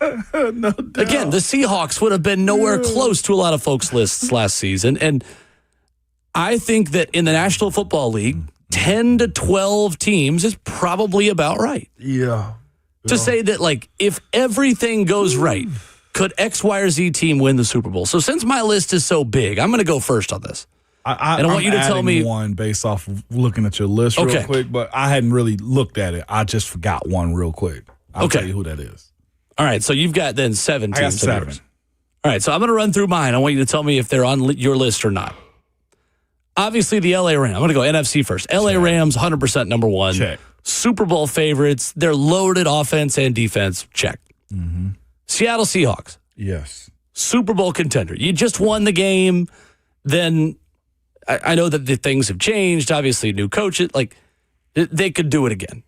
I'm not going to pick them to do it, but they could feasibly win it again. Right. San Francisco 49ers, I also have as a Super Bowl contender. And hear me out on this one, because I can already see you shaking your head. You're a football sicko. No, I'm not. I love Look at their roster. I know. So it's a big if, but again, if they stay healthy, I think that's still a top 5 roster in football. Mm. Now, they're not going to stay healthy. Right.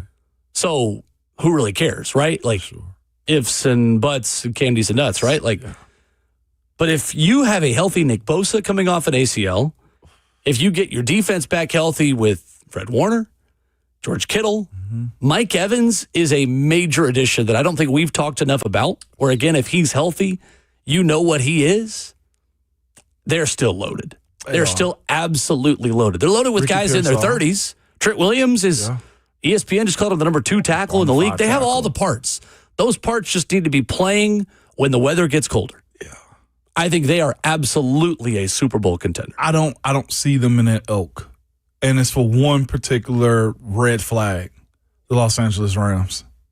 I just looking at, you mentioned Bosa coming off the ACL. You got Kittle coming off the Achilles. You got an aging Trent Williams. I'm with you on there.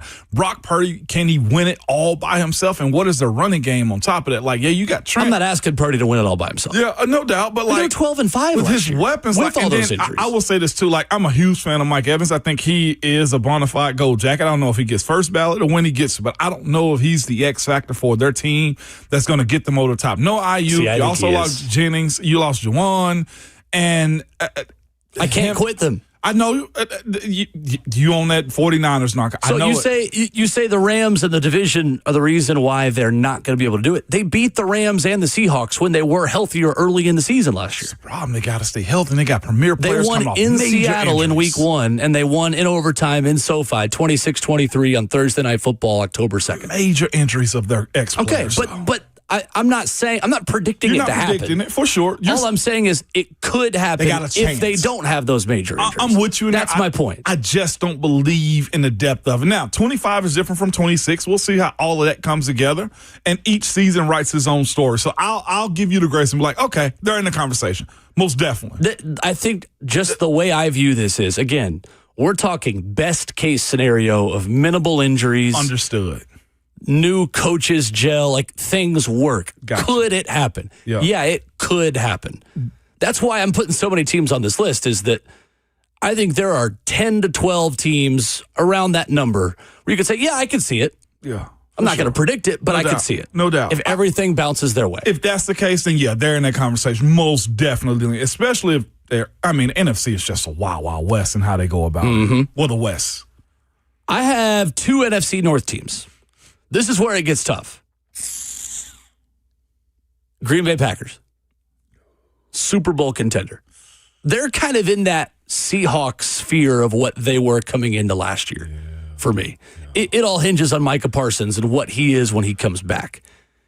If you can give me a healthy Micah Parsons in the postseason, I could make the argument.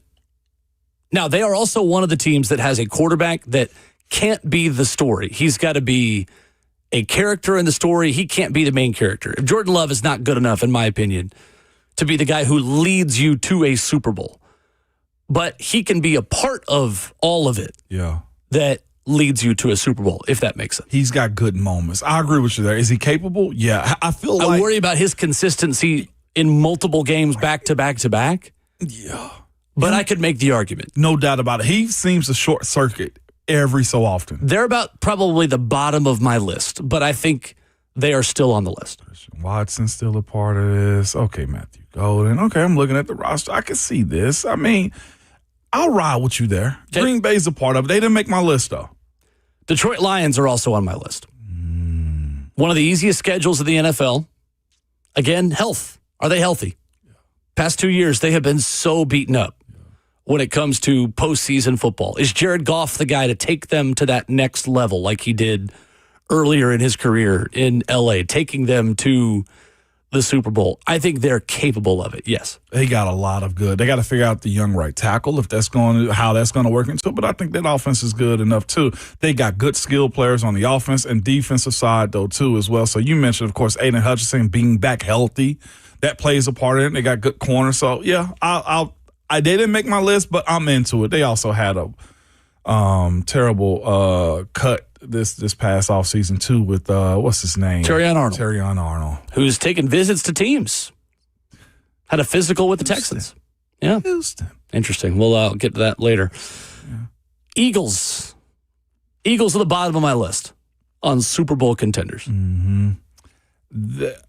Just because of their makeup, their DNA as a team, the physicality that their defense plays with, I wonder what the offensive weapons are going to be able to do, minus AJ, which AJ gave them a good bit last year. AJ gave them a threat. I don't think AJ poured all the way into what they are as an offense or what they could have been this past year. It's going to be interesting to see if Devontae Smith can be numero uno when it comes down to it. But here's the thing. They went out and got a wide receiver in the first round, Mekhi Lemon, of course. And it's with him, it's the same question I think that Devontae Smith had, what Mekhi Lemon is going to have as well. Can he stay healthy, or can he take the hits and abuse of what the NFL will present to him this year? If that's the case, then yeah, I'll ride with that. Saquon's still one of the best. They got one of the best offensive lines, got one of the best defensive lines too. So yeah, they didn't make my list, but I feel like they should, after hearing and seeing that they're on your list as well.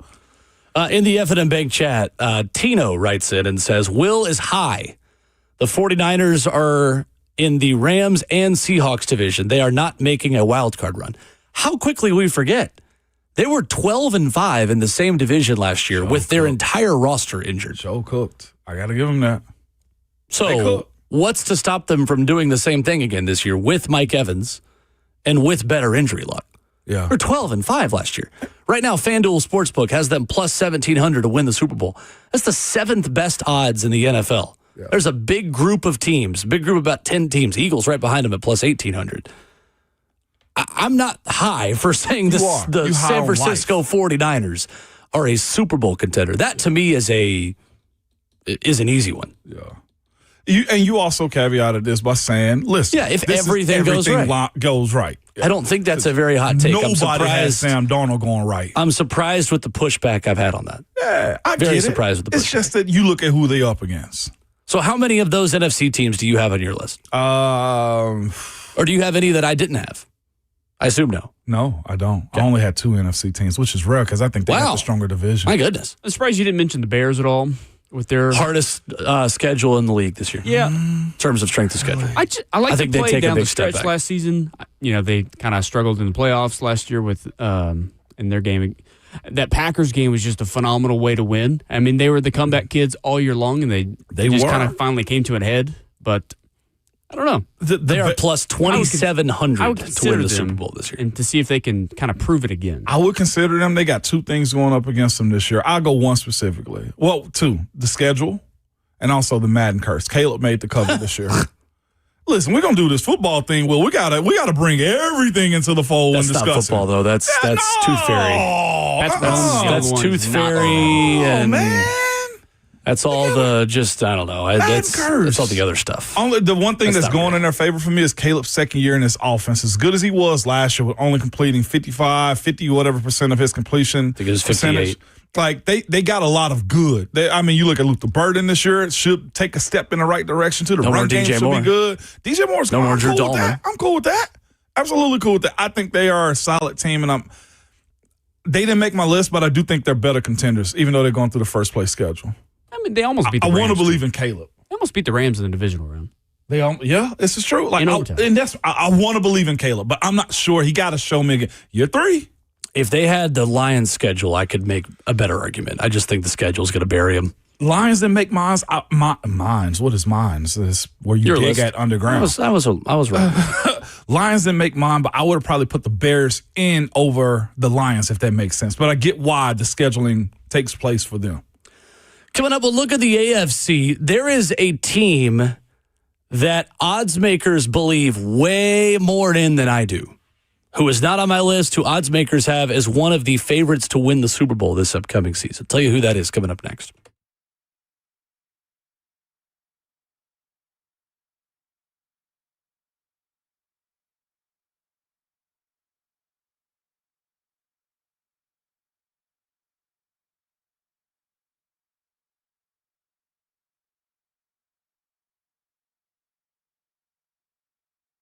For over 50 years, Brentwood Jewelry has been proudly serving the Brentwood community with exceptional style and exceptional deals every day.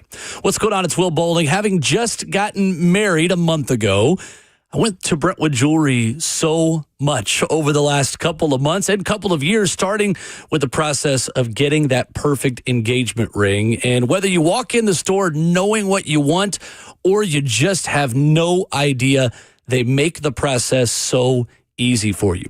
As a family-owned and operated business spanning 3 generations, they are deeply rooted in this community. From Salem's service in Special Forces to his son serving as local firefighters, the Amamali family is dedicated to giving back. So in a time that is imperative to support local, shop Brentwood Jewelry. They're online at brentwoodjewelry.com. You can find them at 7012 Church Street East, located in the heart of Brentwood, just off Franklin Road. Exceptional style, exceptional deals every day for over 50 years. That's Brentwood Jewelry, online at brentwoodjewelry.com.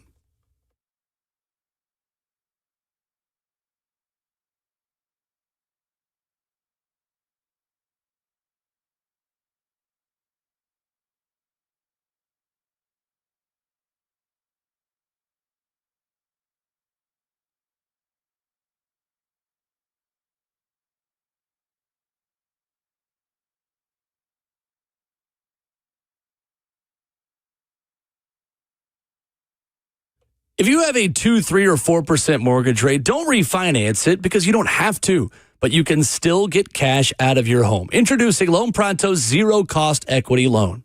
What's up? It's Will Bowling. That's right. With Loan Pronto, you can get all the cash you need without touching your first mortgage and without any fees. One local homeowner just got $100,000, paid off all their credit cards, paid off their existing HELOC, remodeled their kitchen, and saved over $1,500 per month. It gets better. There's no hard credit pull up front, usually no appraisal, and no long drawn-out process. And listen, no closing costs.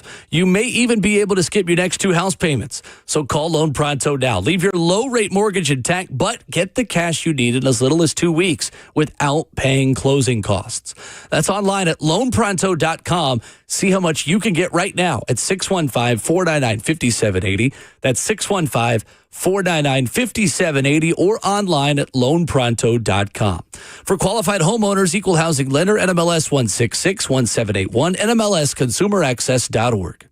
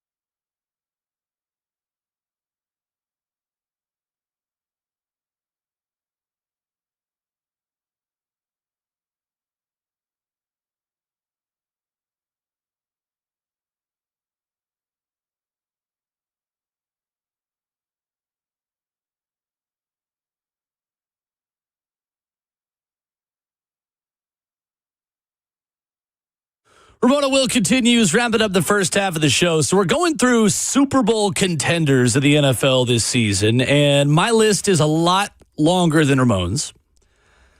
But there's one team not on my list who Vegas thinks is a top 6 contender in the NFL this season. The LA Chargers, Ramon, have the 6th best odds to win the Super Bowl. Wow. Why? That offensive line likely coming together. Justin Herbert has a stronghold on every analyst, I feel like, across the league, and I do think he's good.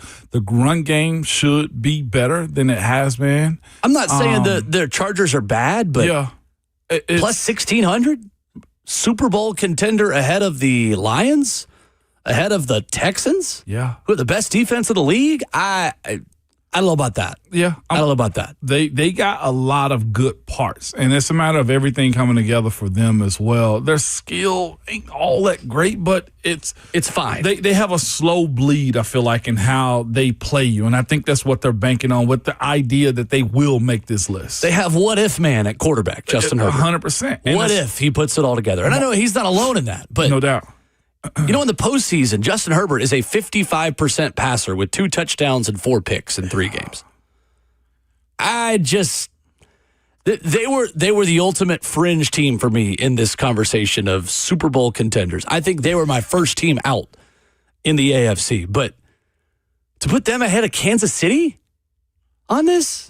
Kansas City. And that to me, same odds as Kansas City. The issue that they have is they might be 3rd in their division. Ahead of Denver? Yeah, they're ahead of Denver? Yeah, they're ahead of Denver on that. Odds? Whoa. The only teams in the AFC with better Super Bowl odds than the Chargers are the Bills and Ravens. Bills and Ravens. Yeah. Who are 100% both Super Bowl contenders to me. Yeah. So my list of AFC teams. Buffalo Bills, upgraded weapons there. You have DJ Moore, Connor McGovern re-signs, Bradley Chubb comes in at edge. Mm-hmm. I think the Patriots are still a Super Bowl contender because they were 1 game away last year.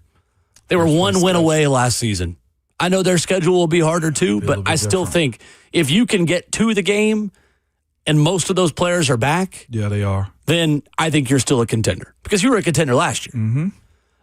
Baltimore Ravens, healthy Lamar, they're always going to have a chance if he's healthy. Mm-hmm. Houston Texans, to me, have the best defense of football. And then I've got Jacksonville, Denver, and Kansas City as well.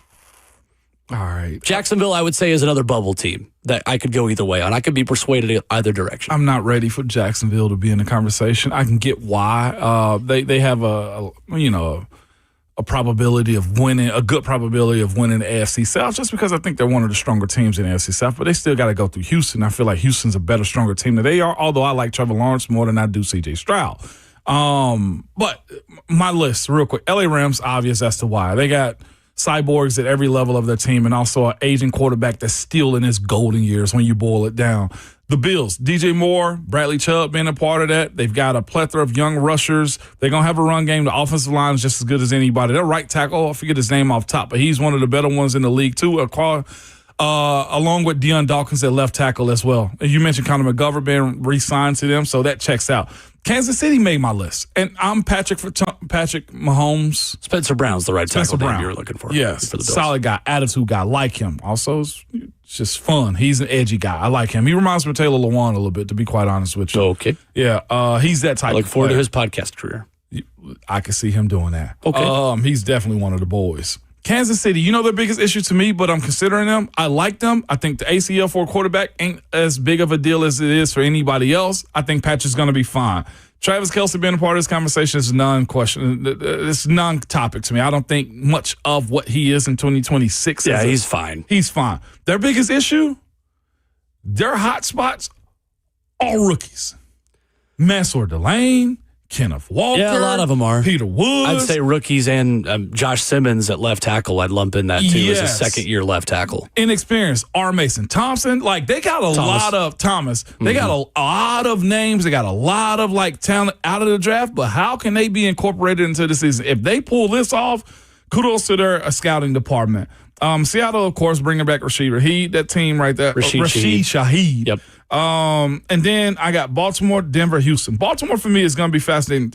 It's Trey Hendrickson at his age that big of an X factor defensively. Lamar is Lamar. Calais Campbell being a part of this as well. First year head coach Jesse Minter. Jesse Minter is a first year head coach. So there's a new change from the Harbaugh to Minter. That side of it too. They went for veterans most definitely to try to solidify what they are, maybe with the immaturity side of this thing. But they went out and got Vega Awana, who I think was Awane, who's probably the best guard I think in the draft in the last. I think he's probably the best drafts. offensive lineman in the whole draft. Such a Baltimore pick. How can they get that? They'll have a new center.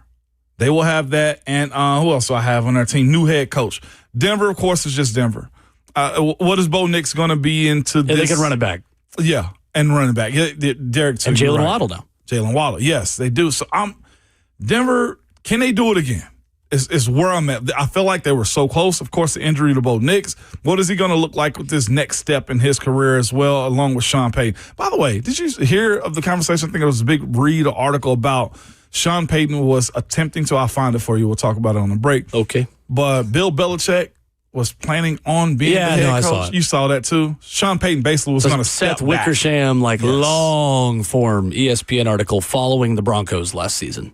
Yeah. Yeah, but at one point, Belichick was going to be the coach, and Sean Payton was going to the OC. Weird dynamic. So that Bill Belichick brought up by ownership that never ended up happening. They always do that. Like they wanted Payton to have ownership as well, which he probably does now. Denver is a strong contender to me, and the last one, if he can, Jalen Hurts this thing, Houston. If their defense is too good for them to not be on this list, too good. Yeah. They will have a divisive team if C.J. Stroud doesn't answer the call. Because he just can't screw it up for everyone else. If he runs off the field like he did in Pittsburgh, you're going home. And he feels like he's the main character. Sir, you're not. That will divide that team, man, in ways I don't think we've ever seen before if he doesn't step up this year. I like it. It's a good list. Yeah. Duck, you're right. I am making up names. I was just messing up people. No, names. You're good. We're moving quickly. Yeah, we're moving quickly.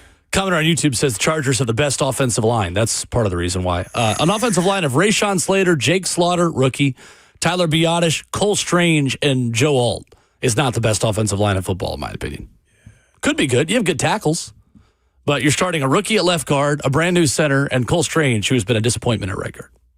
Yeah. Hour 3 of the program. Coming up next, Ramon Will, 104.5 The Zone.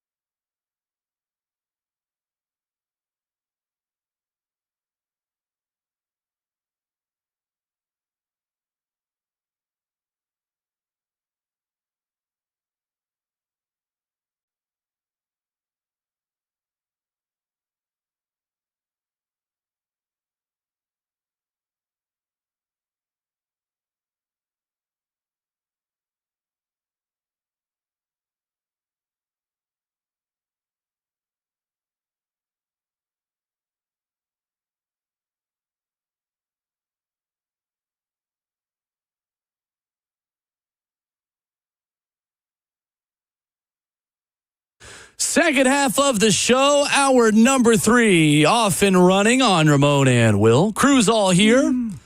Ramon Foster, Will Bowling, Justin Hawkins, 615-737-1045 is our number. Coming up in 20 minutes, going to start to do this with the Titans, with the Vols, with other teams around the NFL, around college football. I think a good way to look at different teams around our area as we enter the final month until preseason football. Knowns and unknowns. What do we know about these teams? What do we not know about teams? For the next 2 days, we'll do this about the Titans. Today on offense, tomorrow on defense. We'll do the Vols the day after that. Look across the SEC, around the AFC South, all of these things. And I'm looking forward to starting this series coming up here in just about 15 minutes. But over the weekend, Ramon Foster, Peter Skoronski, by NFL executive scouts and coaches to ESPN's Jeremy Fowler, was named a top 10 guard, a top 10 interior offensive lineman, including centers, in the NFL. One NFC executive says he's absolutely jumped to elite status. He's going to get paid a lot more money than people think. How much money do you think Peter Skoronski might get paid? If his agent's smart, which I'm sure he probably is, I would say Peter Skoronski would be in the ballpark no less than 22 a year. Easily. The market sets itself. Sometimes the market is fair or unfair to teams with how it's presented to you. You got to think Peter's going to be the first wave of this probably the first wave of this next group of guards to get paid. Trey Smith has kind of set that bar up there. You had Tyler Linderbaum to reset it with $28 million. Tyler Smith reset it as well at guard. Tyler Smith set it as well. So highest paid guard in the league. One thing that the Titans have in their favor as far as negotiation is Peter doesn't have a Pro Bowl or anything like that under his belt, and those other guys do have that. But if Peter continues to make this list or at least be one of these named guys, he's next in the pecking order when it comes down to now being on those Pro Bowls lists, and it does amount and count for anything. The other part, though, too, is this. Who else do the Titans have to pay, per se? And when agents know that, nobody. Agents take advantage of that. Yeah, he is the one big one. It's justified. Sure. He checks the box. First rounder. He's been more consistent than he has not consistent. He's at a premium position, I think, in the league at guard or offensive lineman in general when you got a good one. I'll say that. When you got a good offensive lineman. Guard certainly less so than tackle, unfortunately. Let's just go good offensive lineman. Like, they pay for those. And for sure, you want to go ahead and get this number out the way. They don't hit free agency often. No, not at all. Elite, even guards at this point in their career. Respectfully, I got Peter between 22 to like 26 million a year. Would you like to know Spot Track's estimated market value? I was just about to look this up. I'm going to guess. Oh, you guessing too? Okay. I'm going to guess they say 25. I'm going to go 23 and a half. 3 years at 19.8 per year. Just under $60 million and $19.759 million a year. Oh, that's a little low. They have him comparable to Trey Smith, Chris Lindstrom, Landon Dickerson, and Tyler Smith. Well, Trey got... They're all 4-year terms. Trey averaging 25, am I right? A year? When they were signed at 26 years old was the average age, which is what Skoronski's Peter about to be 25 He's about at the to end be of 25. Month. Yeah. At the end of this month. Trey Smith, Chris Lindstrom was both 26. Dickerson was 25, and Tyler Smith was 24 when they signed their contracts. So that is their comparable second contract. So Trey Smith's average, 23 and a half is what he is. 19 is a little low for me. I think he's going to mess around and get close to, like I said, 23 and some change. Easton Freeze wrote about this at AtoZSports.com a couple weeks ago, and he said, at the top of the interior O-line market sits Tyler Linderbaum at 27. At guard, Trey Smith at 23.5, Chris Lindstrom at 21.8, Zach Tom at 21.3. He says Spot Track's market projection for Skoronski sits at 19.75. That undersells him. Says Skoronski's camp is going to demand more, and they should. Easton Freeze writes, I'd bet the middle ground between Smith's $23.5 million and the rest of the group in the 21 range is where the Titans are trying to place Skoronski. His camp is probably coming to the table asking for just above Smith's number to reset the market. Yup. If I was them, they'll probably start the negotiations just to be respectful at 26. They'll walk it down. He may. Yeah. And then, granted, that was all before Tyler Smith's deal when that was written. What is Tyler? Because Tyler Smith is getting 24 a year. He's got 4 years, 96, 81.2 in guaranteed money. I don't think he'll go above Tyler Smith hearing those numbers there. Which that deal was done last year, but they've just moved him around. I think is why that's now a guard contract. Wasn't he playing tackle? He was before? playing tackle. Yeah, and they went out and got Booker from Alabama, who's now playing. He also got votes on this list. Who I always thought he was a good player anyway. Was it Tyler Booker? Yeah, they got Tyler and Tyler now down there. So yeah, it's gonna be interesting to see what this number falls in. Great problems if Peter Skoronski. The one thing that Peter needs more of is what Tyler Smith has right now, though. Too, Will. The last sentence of the executive, AFC executive, spoke on him, and it goes, he has more flash plays than anybody. At this interior position, that's what you need. I think that's why Tyler Linderbaum got what he got out of this as well. Like on the interior, you need to be down the field in those screens. You need to be pancaking folks. You need to have like high moments. That's how you get noticed as an offensive lineman. I think that's what Trey and Creed Humphreys had in Kansas City. If Dan Moore and Peter Skoronski can create those with Sloatman, can create those moments right there, you'll see more of Peter, Big Skull. Tyler Guyton, the left tackle in Dallas, because Booker's playing the other guard spot. Yeah. So they got 3 Tylers down there? Yes, they do. Get the heck out of here. And Terrence Steele, a right tackle. 4 T's. That's right. And they got 3 black Tylers. What the heck? Yeah, he's played a little bit of... What a way to I'm just saying. You're nothing if not consistent. I'll get away with this. Yes, you do. On me. Tyler Smith has played both tackle and guard. He's played on the left side his whole career. Yeah, but mostly guard. They got a good group. They're trying to redo what they did under when Dak was really rolling down there, for sure. They always have good offensive linemen. They find a way. That's something that Jerry is good at identifying. He can go find himself a big boy. You know, the other thing, though, too, they piece them together year after year. I think we look back at that last Trey Fredrickson and that group that they had, it was really like a piece by piece, and they're doing the exact same thing right now. The thing that you have to live with in this era of trying to find 5 strong, I say you need 3 strong ones, is you got to be able to live through the lumps of it all. You got to be able to deal with the bumps and bruises of letting those young ones grow up as well. Well, and at the same time, your worst guy has got to be still around league average or a little worse than league average at his position specifically. Because if you've got a bottom 10 guard in the NFL, again, I say it all the time, you can have a top 5 left tackle. But if you've got a bottom 5 right tackle, then you're still going to give up way too many sacks. Will. You can hide one, but you are still only as good as your worst. And if it means you have to chip, it means you have to keep it back there. If it means you have to give that guy more help, then you're taking away options for your quarterback, and you are trying to have a fist fight with one hand tied behind your back. Yeah, that's tough. You want both those fists out in front of you. Yes, you do. Tyler Smith, the number 1 guard in the league, according to this ESPN list. Quentin Nelson, 2. Creed Humphrey, 3. Quinn Miners, 4. And Joe Tooney, 5. The Titans will see half of this list. Or no, actually, that was tackles earlier. Yeah. Titans will see only 3 players on this list, actually. Good news for Jeffrey Simmons and John Franklin Myers.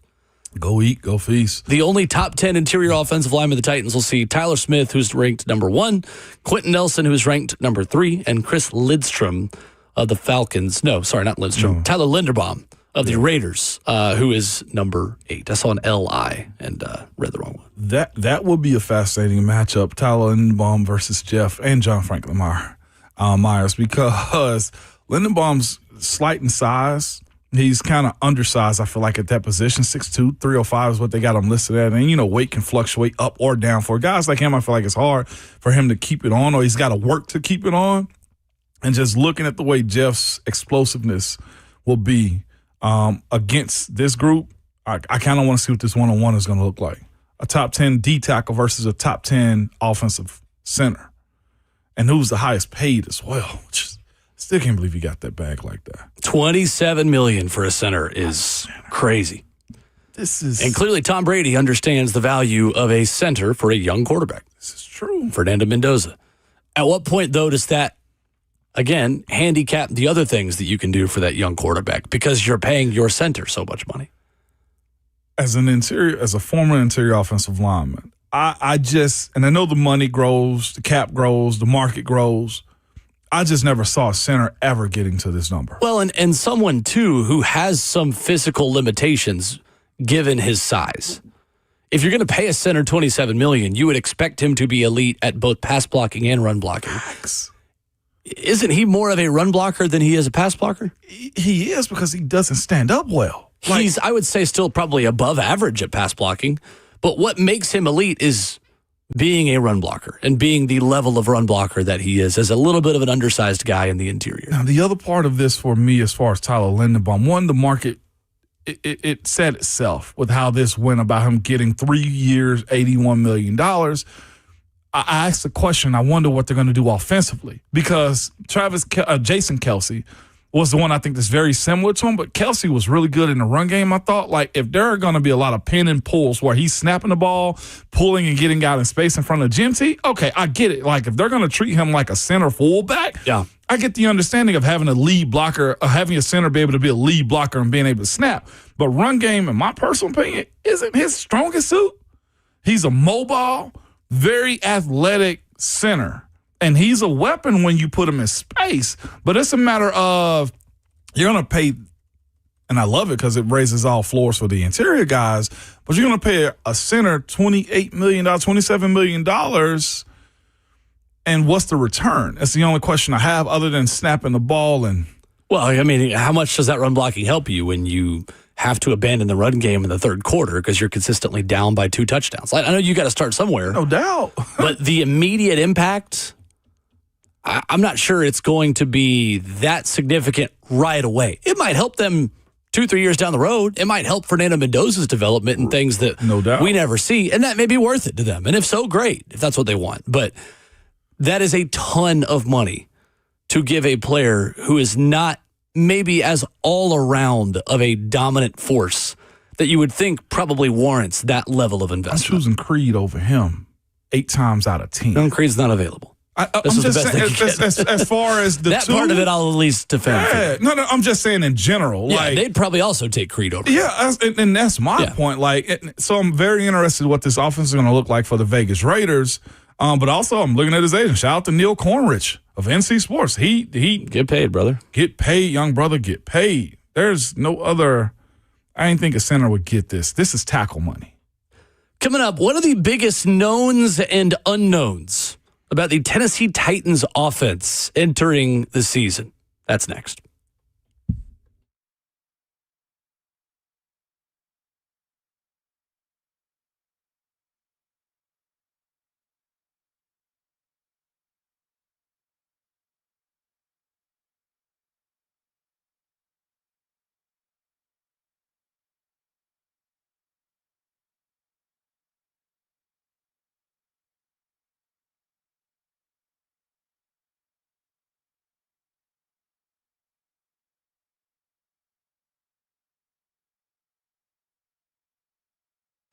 Moving in Middle Tennessee is a stressful process. Just because everyone wants to move here doesn't mean it's easy to get that top dollar for your home. Well, Bernie Gallerani guarantees to sell your home in 30 days or less, or he'll buy it. Get peace of mind in a process that is anything but peaceful. There's no risk to you. Bernie will let you out of the contract at any time. He is the real estate agent who has the 30-day guarantee. So if work is forcing you to move and move quickly, Bernie Gallerani Real Estate is the perfect team for you. Maybe you just want to take that stress out of getting top dollar for your home. Bernie Gallerani is going to take care of all the little things. His team is fantastic. 615-428-2644 is his cell phone number. And you got to be pretty confident about your ability to help your clients if you're giving out your personal cell phone number on the radio. 615-428-2644. That's the number. You can check out more online at BernieGallerani.com. That's Bernie Gallerani Real Estate online at BernieGallerani.com.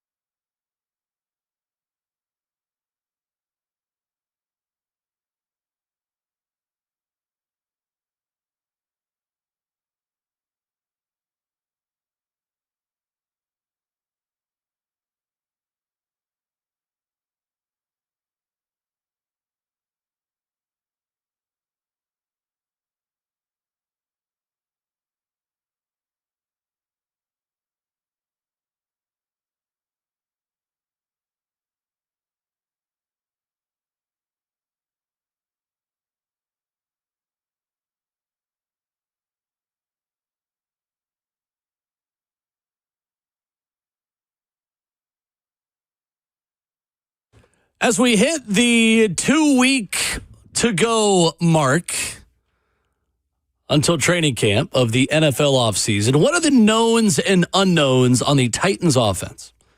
Ramon Foster, Will Bowling, Justin Hawkins, Ramon and Will at Ramon and Will on Twitter. So the easy answer here is the unknown about the Tennessee Titans offense. We're going to do this on offense and defense. We'll do it for the Vols as well, as I sport my new Adidas Tennessee shirt that came in 2 days. Shout out to the fine folks at the Fanatics part of Adidas sending this over. I like it a lot. Out. Anyway, I got off on a tangent. Really easy on offense. We'll do defense tomorrow. Do Vols. We'll do other SEC, AFC South teams as we go through the next few weeks. Biggest unknown for you. Let's just go ahead and say we could say it on 3. 1, 2, 3. Right side of the offensive line. Yeah, okay. Right side. I was going to say right side. I was like, let me go 1. I didn't know which one he was going to. But yeah, right guard, right tackle. For you, why is the right guard position the biggest question mark, the biggest unknown about the Titans offense? When you look at the one, it's a vacant spot. Nobody's filled it up for sure. Kevin Zeitler was there last year, very serviceable in what he did to you. So you lose that veteran presence that comes along with it. And then it's the best of the rest is the way you kind of look at it right now. Cordell Volson being a part of it too, missed the entire year last year when it comes down to his play. What does that look like in 2026? How will he navigate and figure that part of it out? He will essentially be an experienced player, but a year off can do a lot to you mentally. You got to figure out the physical side of it as well. And can he also survive a year of recovery and getting healthy? That plays a part. If it's not him, then it's Jackson Slater. Played a little bit, not a lot. There's optimism in what he can be as a player. But with the new offense, with a new team, new evaluation of him, and a spot that's going to be young, how can he handle it right next to J.C. Latham? And if it's not him, Fernando Carmona. Are you willing to put a rookie in and say, we'll just take our lumps and let him grow? But how do you feel about that when you also got to figure out what's J.C. Latham's third year going to be like? There's optimism and he will take that third year leap, become a better pro. His kick slide be good. Health. Also, I feel like we talk about him and not really acknowledge the health side of what last year was.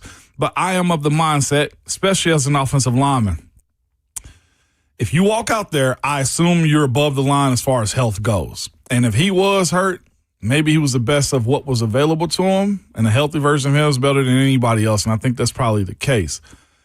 But there's hardly any excuse for it this year. That right side, the cohesion that they have to have early, the level of play of expectation that they have to have too, and just the lack of experience that right guard position is going to have is bothersome, I think, to almost anybody. Last season, J.C. Latham allowed 8 sacks and was penalized 14 times. At right guard, Cordell Volson last played in 2024 and allowed 6 sacks with 8 penalties that season. Here's a question for you. If you could guarantee you get the same play from Cordell Volson this year that the Bengals did from him in 2024, does he last the whole season as a starter? I would say so, yeah. Really? Yeah. Because I don't think so. You don't? You think they're going to roll regardless? I think if you're saying he is a 6 sacks allowed, 8 penalties right guard over an entire season, you're making a change to Jackson Slater or to Fernando Carmona at some point of the season. Also, just because of where this franchise is right now. Yeah.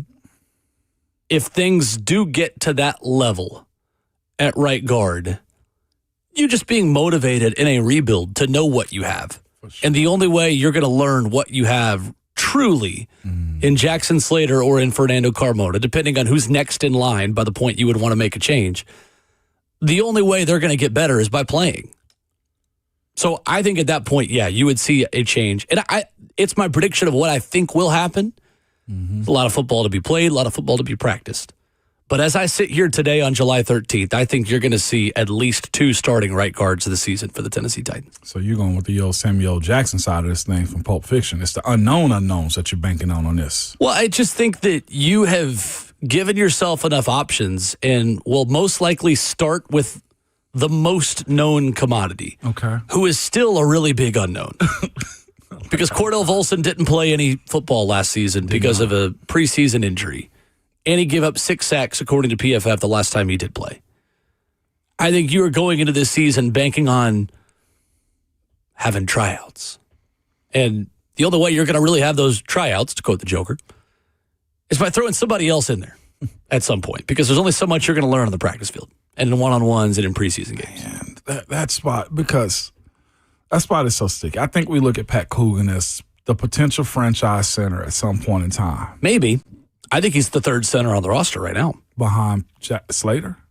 But right now, well, I mean, you could make an argument he's the fourth center if you're counting Slater as a center, because right now you obviously have Austin Schlottman, the starter. Andre James coming in, someone who's worked with Carmen Brasillo before. And then you could say Jackson Slater. And then I would probably say Pat Coogan. I think he's a bit more of a project. Yeah.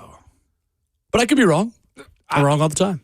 I just look at the right guard spot and you speak about a change. The other side of that change, though, too, is you got to consider Cam and also JC. Cam Ward and JC Latham. What does that change do for them? Like, are you willing to, have a down week or two where Cam's in harm's way and JC got to adjust again? Like, that has been the story, to be fair to JC. It's been adjustment after adjustment after adjustment after adjustment. You've changed a lot, from injury to position on the field to who he's playing next to. No doubt. For sure. And that in itself, like, I'd much rather be in a position to where I'd like to just run with the veteran. It'd be and say, great. hey, this is going to work, and you guys better make it work. I almost feel like if you do that and Cordell Volson plays the rest of the year, then you pretty much designate what Jackson Slater is going to be as a pro, at least as a Tennessee Titan. He's a rotational backup. For now. And that part, I don't want to call it unfair. Which is fine. It is. It's a day 3 draft you need pick. that. Yeah. He's a developmental type of guy, and eventually he'll get his crack somewhere. But then, again, you look at 27, you say, well, we got to address the guard position again if Fernando Carmona doesn't step in at some point. Well, and no offensive line in this league has the same 5 guys play 100% of the snaps. So true. You have a high need for legitimate depth. Something that, honestly, I feel better about in the interior of their offensive line than I do at tackle. Okay. Because I think you have more options in the interior than you do at tackle, between Austin Deculus, who is PFF's worst-ranked tackle in the NFL last year, and Brandon Crenshaw-Dixon, who is a second-year undrafted tackle. Big on BCD. You like him. I do. I like him, too. I trust your evaluation of him. Do I want him as the swing tackle this year? No. That's asking a lot for a position that is going to have to ask you to play. It is going to ask. Someone's going to have to, it's just the fact of the matter. You're going to have to go in at some point, even if it's just for a couple of snaps. Well, somebody's got a stinger, or somebody's in the tent and then right back out there. Play my game with me if you don't mind. We've seen Brandon Crenshaw-Dixon.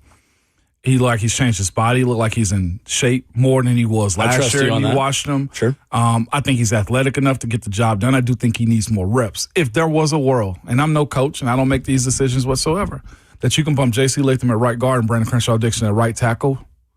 In season, though, that's not a solution for this year. I'm just saying in general. If I'm thinking about this season. If they felt confident enough in Brandon Crenshaw-Dixon in the offseason, go ahead and make that transition in the spring with JC's at guard, which is... Ask me again this time next year. All right, we'll talk about... Noted.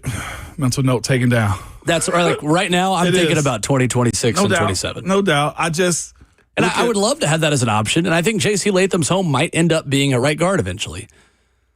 Tough. But at the same time, he finished last season better than he started, showed a little bit of progression, and is going into year 3, which you have been very consistent on, is the year where offensive linemen put it all together, or need to put it all together and prove to you whether or not they're going to be pros or not. I'm hoping JC takes that big leap. Would be great. I think you're going to go into this season, and I think this season is going to play out similarly to 2019, when he started the year with Jamil Douglas, and then about a month in went to Nate Davis. Mm-hmm. I think you're going to start the year with Cordell Volson, if I had to guess. And then you're going to go to either Jackson Slater or Fernando Carmona by the end of October. Yeah. That's my gut feeling on this, is that you're going to see somebody else. And it might just be because that guy is good enough in practice or wins it. Cordell Volson doesn't necessarily have to lose it. Mm-hmm. Could just be that you want to have a little bit more time, and this may always be the plan. Hey, we're going to give some of the young guys a little bit more time to marinate watch from the sidelines, have some conversations, get acclimated to the speed of all of these things, and then it's go time at the end of October. That's how I end up winning my positions, truthfully. I had a vet get injured. I go in, played lights out. Vet came back, and they recognized that I outplayed him, and the rest was history. It can happen. To the way you've narrated it and painted that picture right there, it can happen. Go with the younger guy because I get more time with him, and I can teach him because he's a little bit more moldable. That's exactly how it happens. So that's an easy answer on biggest unknown about the Titans offense. I could have also, just for devil's advocate, say, does Cam Ward sustain last year's second half of the season for the entire season? I mean, the biggest unknown could also just be, does the quarterback get better? Because you have built a lot of this offense and a lot of the new system, and your new OC, who just was a head coach, came here because he wanted to coach this quarterback. So what does that then look like? Obviously, another big unknown. I got a big unknown for you. Hit me. At the wide receiving position, anybody not named Wan'Dale Robinson. Nobody's had the years that he's had recently. Nobody's had the production that he's had, and nobody's going to be able to command the ball the way he will in the offense that he already knows. I know Calvin's got talent. I know Carnell Tate's the guy. I know Chimray's in that conversation. I know Ellick's in this conversation as well. But besides Wan'Dale Robinson, in recent NFL history, who can do as much as he can, if not more, with this wide receiver group, as much as we can talk about Cam, though, too. I think wide receiver-wise, with recent production, nobody's in the same conversation as Wan'Dale is right now. Yeah, I mean, if we're talking about unknowns other than the offensive line. Sure. I think Carnell Tate could be. I know, but I'm just saying exactly what Wan'Dale Robinson was, production-wise, for the Giants last year. But that's still an unknown. Yeah, right? It is. Yeah, the most known portion of this offense as far as the wide receivers go is Wan'Dale in the last 2 years, most definitely. And I'm just trying to figure out who else is going to step up and how will Cam get those guys to that point as well. I think this was a really good off-season signing, most definitely. Question on Wan'Dale Robinson is, how does he follow up another season as wide receiver one? Because last year in New York, he was wide receiver one. It was really productive because Malik Neighbors was hurt. Now go do it again. Facts. What about knowns? What do we know about this team? That's a harder answer, isn't it? It is. It's answers that nobody wants to know. It's Wan'Dale Robinson. I had that on my list of the knowns. The other known, coaches know how to call it. That's a big one because I feel like last year and the year before that, I think we kind of overlooked that a little bit more respectfully. Brian Daboll is a play caller, being the biggest known commodity. I think that's probably a pretty fair answer. That one, and nobody wants to hear it, but Tony Pollard. That's mine. Okay. That's what I was going to say coming in to this. Tony Pollard is a solid running back. That's the biggest known commodity that you have right now on offense. Somewhere Stoney Keeley's about to peek his head up out of that hole. I'm like, yes, Pollard's here. But yeah, most definitely him. As much as everybody loves Tajay, and he checks a lot of boxes when it comes down to his ability to play that position in the NFL, you got to see it more often, though. So do you build this offense around your known commodity? Because if so, the thing you probably are most confident in, if you're looking at a whiteboard of strengths and weaknesses, if you're Brian Daboll right now, is your ability to run the ball with number 20. So is this still a run-first offense? I think, in theory, best case scenario is, if we were smart, this offense is built around the run game. No doubt. And that lends itself, too, to a defensive head coach. How many defensive head coaches do we have out there whose offenses are built around running the football and setting the tone and establishing that part of it? Every single one I know does. Cam Ward is a passenger in this car. The best version of the Tennessee Titans offense is not with Cam Ward in the driver's seat. Not yet. It's the O-line being better. It's pass catchers who do more with less, who can run after catch, who can get more separation deep downfield. It's a run game, though, that is driving this car. And a defense that I think has a chance to be pretty dang good if it stays healthy, because depth is still a concern. But if the defense stays healthy this season, defense and run game are driving the car for the Titans in 26. And Cam Ward can be a passenger. He can sit in the front seat. You don't have to sit in the back. No. You're not in the booster seat anymore. We'll let you sit in the front seat. You are old enough to sit in the front seat. Just don't tell mom. I've been there. But the run game is still driving this car. Yeah. I think. I'm with you. I think that is the most for sure thing that they have going for it. Like, and here's the other part that you bring up too. Like those two things working, right? Can they be strong suits for you? Tony Pollard, I think, is on both of our lists, number one. But then you look at the coaches that know how to call it offensively. They've been in this position. They know this offense. They've worked together, and they understand the language of how to teach it as well. With what I've seen from the offensive line, just in a little bit that I've seen and how they're working technique, how they're piecing everything together, like legitimately, I'm probably higher than I should be with what Carmen Brasillo's doing with them. I see stuff that translate to real football plays. I don't just see machine work. I don't just see guys taking steps. I'm seeing guys being put in positions where they're working down linemen to linebackers. They're working, hey, pass that, pass off. You see football-centric drills that translate over to team period. Team period, you hope, translates over to Sundays, Mondays, Thursdays, right? And even Saturday nights from time to time. That's what I'm saying. So if this collection of coaches can get this group who hasn't learned in the last 2 years or haven't executed in the last 2 years efficient offense, along with focusing on the run game, then you move in the right direction. A couple of comments on YouTube. Coach B says, Tony Pollard, he's not even a starting caliber running back. That's a lie. He's absolutely a starting caliber running back. He's strongly disagree with that statement. He's starting for this team. 4th straight 1,000-yard seasons.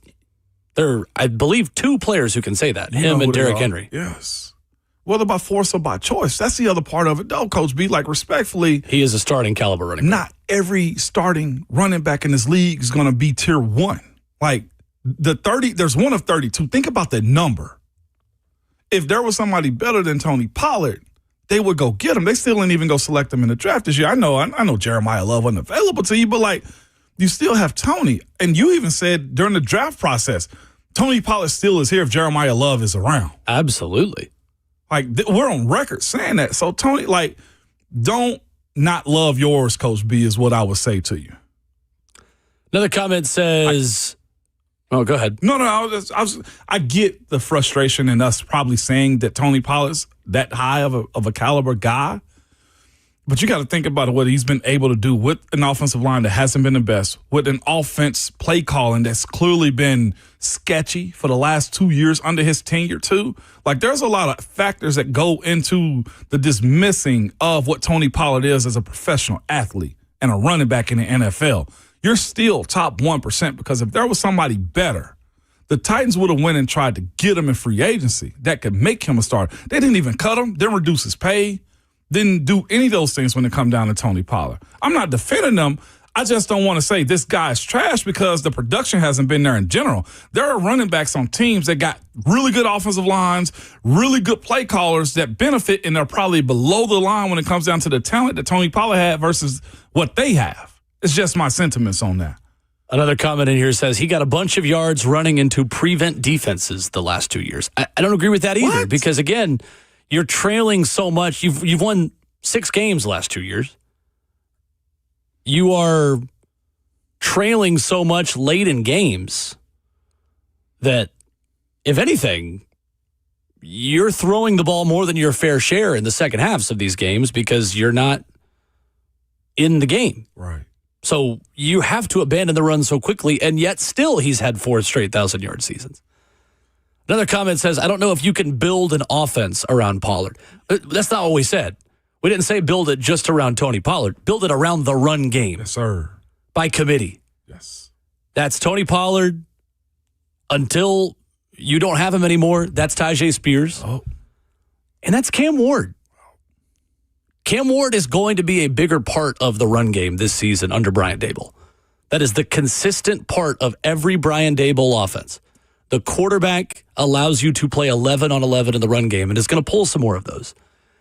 And I think that's just the foundation of what this offense starts with. It does. It's not everything, but you build it around the entire run game by committee, not just around one player.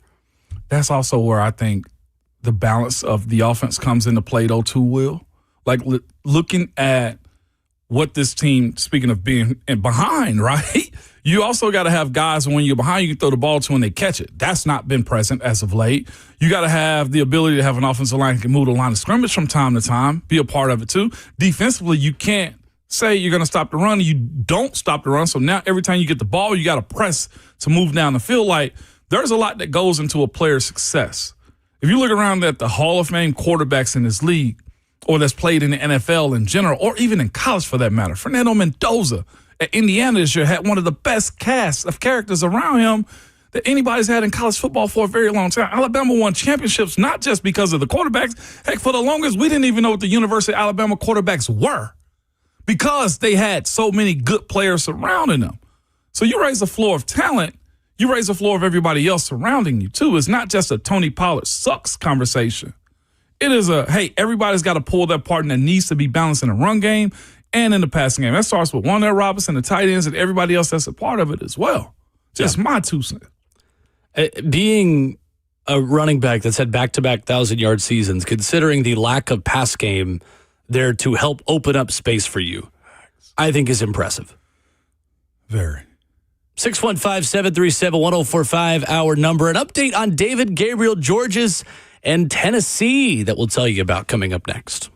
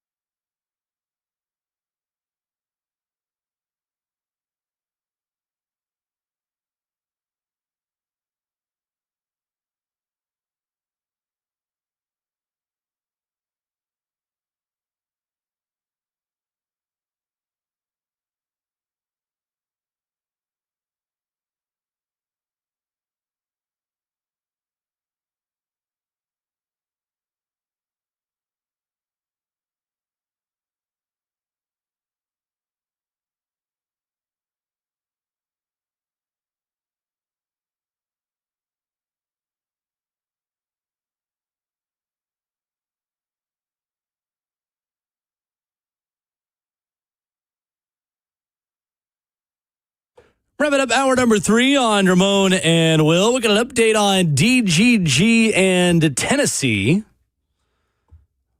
that we'll get to coming up in just a moment. First to the phones, been talking about Tony Pollard again this morning. The part of the offense, Ramon and I say, is the biggest known commodity entering the new season for the Titans on offense. McKinley is in Nashville next up. What's up, McKinley? Hey, thank y'all for taking my call. I just wanted to talk a little bit. People is hating on Tony Pollard, and I think they're basing everything off of what we've had in the running back room in the past with, Derrick Henry, Chris Johnson. You're not always going to have one of those in the room. So I think we need to stop hating on Tony Pollard and show him some love. He's had multiple seasons of 1,000 yards. And quite frankly, in my opinion, I don't think we would have won some of the games without him last year. I'll hang up and see what y'all got to say about that. Sure. Thank you. No doubt. Thank you, McKinley. Appreciate the call. I do think that plays a part in it. So, like I said, when you look at the elite of the elites running back in the league, like, Tony's not in that conversation. I don't know if he's bottom of tier 2 or tier 3. I know he's not one with the way the league is. Saquon, Derek, Christian when he's healthy, McCaffrey, that is, Derrick Henry, Christian McCaffrey, and Saquon Barkley. Look at Bijan Robinson being a part of that tier 1 conversation. After that, 2. Like, who's the very steady? Josh Jacobs, Devon Achane. Like, Jahmyr Gibbs is in the top. He's top one. Forget about him real quick. But for the most part, everybody's just looking for the consistency of it. And there's a lot of conversation that goes into how you make a running back that good. James Cook, I'd say, is in the second tier. James Cook, second tier, high second tier, most definitely. I'd say probably Tony is either at the bottom of that second tier or the top of the next group. For sure. I mean, he's certainly a top half of the league. I'd say he is an above average running back. So for craps and gigs real quick, Jonathan Taylor's tier 1. Are we going through the whole league right now? No, I'm just looking at who's high. We could sit here and name dudes all day. I'm looking at the list right now of yards. Tony's in the top 15 as far as the league goes. So, yeah, he's in that tier 2 conversation. He's consistent. That's what you're looking for in this. Especially on an offense that has new pieces who are hopefully going to be leaders of the offense as well. Like, yeah, is Carnell Tate going to have a higher ceiling this year than comparatively Tony Pollard at running back? For sure. But Carnell Tate's not played a snap yet. Is Wan'Dale Robinson a more impactful playmaker as a potential 1,000-yard receiver? Sure. But Wan'Dale Robinson's not played a snap with this quarterback yet. Like, that's kind of the point, is that even the new stuff that you really believe in, that we're excited about, and rightfully so, is still just that, new. No. So your known commodity you have coming back, that you know what you have right now is your running back. Now, listen, the other part is what 2026 presents. If Tony Pollard hits that point to where he falls off a cliff, okay, cool. But you also got backs behind him that should be able to hold their own when it boils down to it. We'll worry about that next offseason. Yeah, and that's my point. Like, you have to take what's being given to you. And right now, Tony's still with you, and having him be a part of this offense is a positive. I'm not wishing away 2026. And I know you're not either. But no, we're not. I just contract stuff at running back, we can always find a running back. Yes. There are plenty of them out there. That's why the market is what it is. But right now, this is the one we've got. And he's a pretty good one. He is. A good running back on a bad team is probably Devon Achane. Like, he's probably one of the few that's a good running back on a bad team. Do you consider Ashton Genty a good running back? He's a good running back on a bad team. Good running back on a bad team. What was this stat line last year? Not as all stat lines, but a little under 1,000 yards. Guess who had more yards than him? Yeah, Tony Pollard. Right. Yeah. David Gabriel Georges is a 5-star plus athlete on Rivals. This morning via On3, Austin Price putting it at VolQuest.com. Picked up his 5th star from Rivals on Monday in the most recent rankings update. He is now a 5-star by all 3 ranking services, meaning he is a 5-star plus athlete moving forward.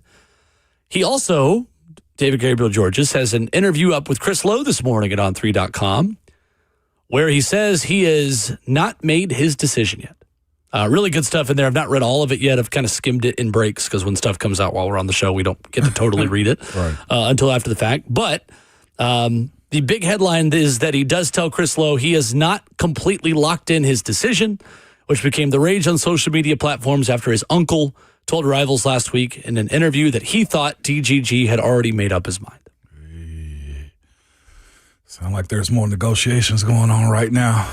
All I know about this spot is all I know is it's going to cost you. Might cost you a little. Oh, no. Might cost you a lot. It's not costing a little. But I know it's going to cost you, Will. I think he's worth it from all things I've seen, him competing against the caliber of talent that he has seen. I'm not sure if you guys have watched the tape. I think you've seen him in person, Will. I have. He checks the boxes. Last year against Macaulay. Macaulay is one of the best teams in the South. Yeah. He rushed for 435 yards and 7 touchdowns on 32 carries, leading Baylor to a 56-35 win. I know. That's against Macaulay. He can win games by himself. Oh, there's no question. In his 2 seasons at Baylor, he has rushed for 2,859 yards and 41 touchdowns. And that's with sitting out most second halves. Because he's not playing all 4 quarters as much as they are blowing out teams. He's got contact balance. He's working on the vision part of it. He can catch. He can run outside the tackles. He can run inside the tackles. The guy can do it all. He can. Yes, he checks all the boxes. Plus, he's a monster in the weight room as well, too. And in college, I know this. A position comes at a premium, though. I had this conversation with Hubs a little bit last year. It's like it still matters in college to have a premier running back like this. No doubt. No doubt. Brent Hubbs telling us Friday on the show that he felt like Tennessee was in a good position. Yeah. I like it. Me too. I like it a lot. 615-737-1045 is our number. Our number 4 coming up. Ryan Shumpert of Rocky Top Insider will talk some Tennessee hoops and baseball coming up at 9:20. But when we come back, there is a top 10 tackle in ESPN's list over the weekend that I think is a model citizen for one Tennessee Titan. Tell you why coming up next.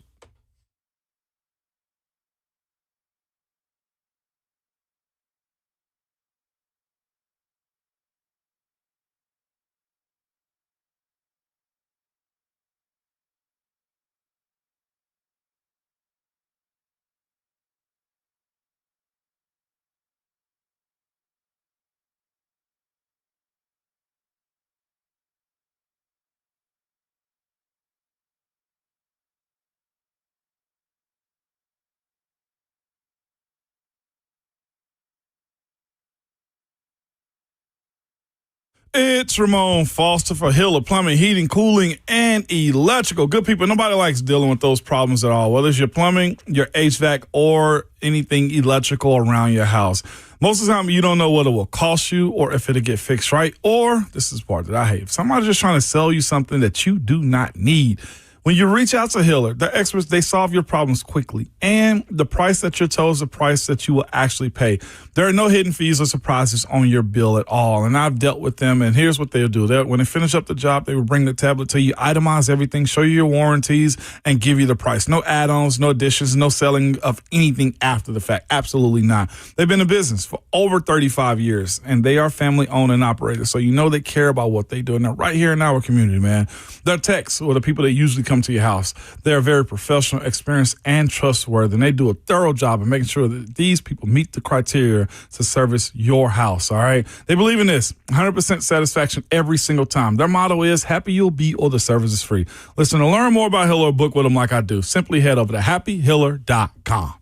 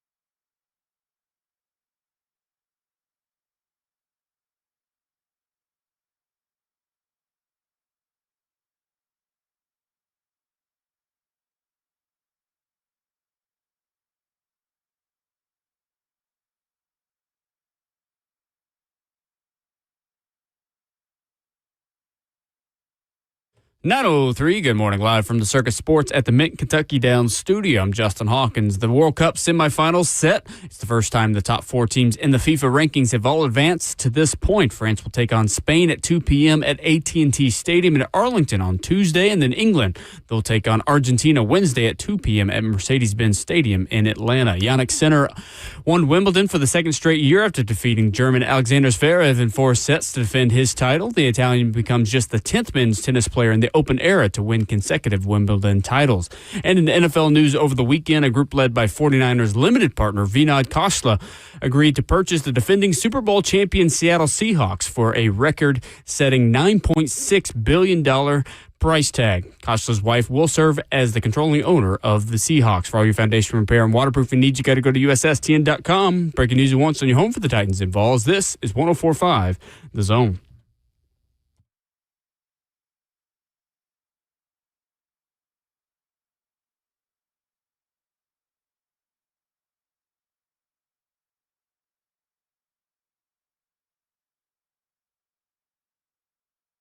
Away we go into hour number 4. If you are looking for reasons for optimism for a very important Tennessee Titan in the 2026 season named J.C. Latham, look no further than one of the players in the top 10 list of ESPN.com's best tackles in the NFL that we know very well. Ramon Foster, Will Bowling, Justin Hawkins, 615-737-1045, the number. Darnell Wright comes in as the number 6 tackle in the NFL, according to scouts, coaches, and executives to ESPN's Jeremy Fowler. Power and brute strength, one NFL personnel director says. He can do whatever he wants on a football field. Mm-hmm. Well, until his third year in the league, he couldn't do whatever he wanted because he allowed 13 sacks in his first 2 seasons. He had 19 penalties across those first 2 years as well. J.C. Latham, 15 sacks allowed his first 2 seasons. How similar of prospects, Ramon, are Darnell Wright and J.C. Latham? Are we fair to say that if J.C. hits and has a good year this year, it'll look a lot like what Darnell Wright looked like last season for the Chicago Bears? It will, and I think that's why people evaluating what J.C. Latham is, got to be patient. The offensive line position, man, and most, but especially that one, because there's no escaping this position. It's met by physicality. You're not usually as gifted tons of speed when it boils down to what you can get away with. Like a running back can run away from stuff. A wide receiver can break you down because he's got skill and great hands. A tight end, same thing. Quarterback can evade and do stuff. But that position, you're met by getting a train wreck every play. And if you're not, taught properly in the right offense to understand the game or given time, then people will call you bum, bust, and stuff like that. And that's the one component I think Darnell Wright has shown us what good time and a good offense can do for you as well. Like there's also, pressure put on the player as well to make sure that, hey, I am doing my job. Like I will say, like I learned how to have better technique. Coach Munchak, this was late in my career, was one of the best ever to teach me better technique, which I think has helped extend my career 5-6 years longer because of that. But there's a forever growth period that happens with this. And right now, when you come into the league as a first round, there's a lot of pressure in that. The franchise really leans on you and hoping that you just pop. It's not that simple. The right coaching matters. Knowing who you're playing next to matters. You got to think in his first year, he played next to a second-year guy, Peter Skoronski. Then he moves over to the right side as well last year, and he comes in the season with injuries. You got to treat offensive linemen, as an analogy, like a puppy. Eventually, those big paws, you getting the big puppy of the litter is going to eventually grow up. But you got to spend time with him. You got to train him. You got to make sure that his mind is right. You got to make sure the body is being worked on properly as well. And in due time, the payoff is there. And Darnell Wright has showed us very similar athletes. Darnell Wright was one of I think, the best. He was a 5-star coming out. J.C. Latham was as well. Like, they're identical in what they are as players. It's a matter of him understanding the offense, being comfortable in his movement, and also this is where I push towards the OCs and their coaches. Work for their strengths first before you try to make them do stuff that they're not capable of as well. What are J.C. Latham's strengths? It should be his run game. That either pulling, run blocking, being a road grader. That is where I think Darnell Wright earned his stripes this year. There's clips of him on social media being broken down by Brian Baldinger of him mauling people, putting them on the ground. Peter Skoronski's strength. We talked about it earlier, Will. What is it? Pass pro. It's pass pro. Find what his strength is and ask him to do those things right there. And from that point, you grow. And I don't think JC's had a fair amount of time to show what that growth is, but I'll also say this about JC, because I'm always pushing back on the players too. Show us. It's time. Show us. There's no more grace period given once you enter year 3. It's been 2 years for JC, and I only say this because when you go my pathway as an undrafted, you have to prove that you got something valuable. I mean, at this point, he's probably the player we talk about most, not named Cam Ward of the entire team. And can you respectfully tell me what you know he does well within 2 years? JC Latham? Yes.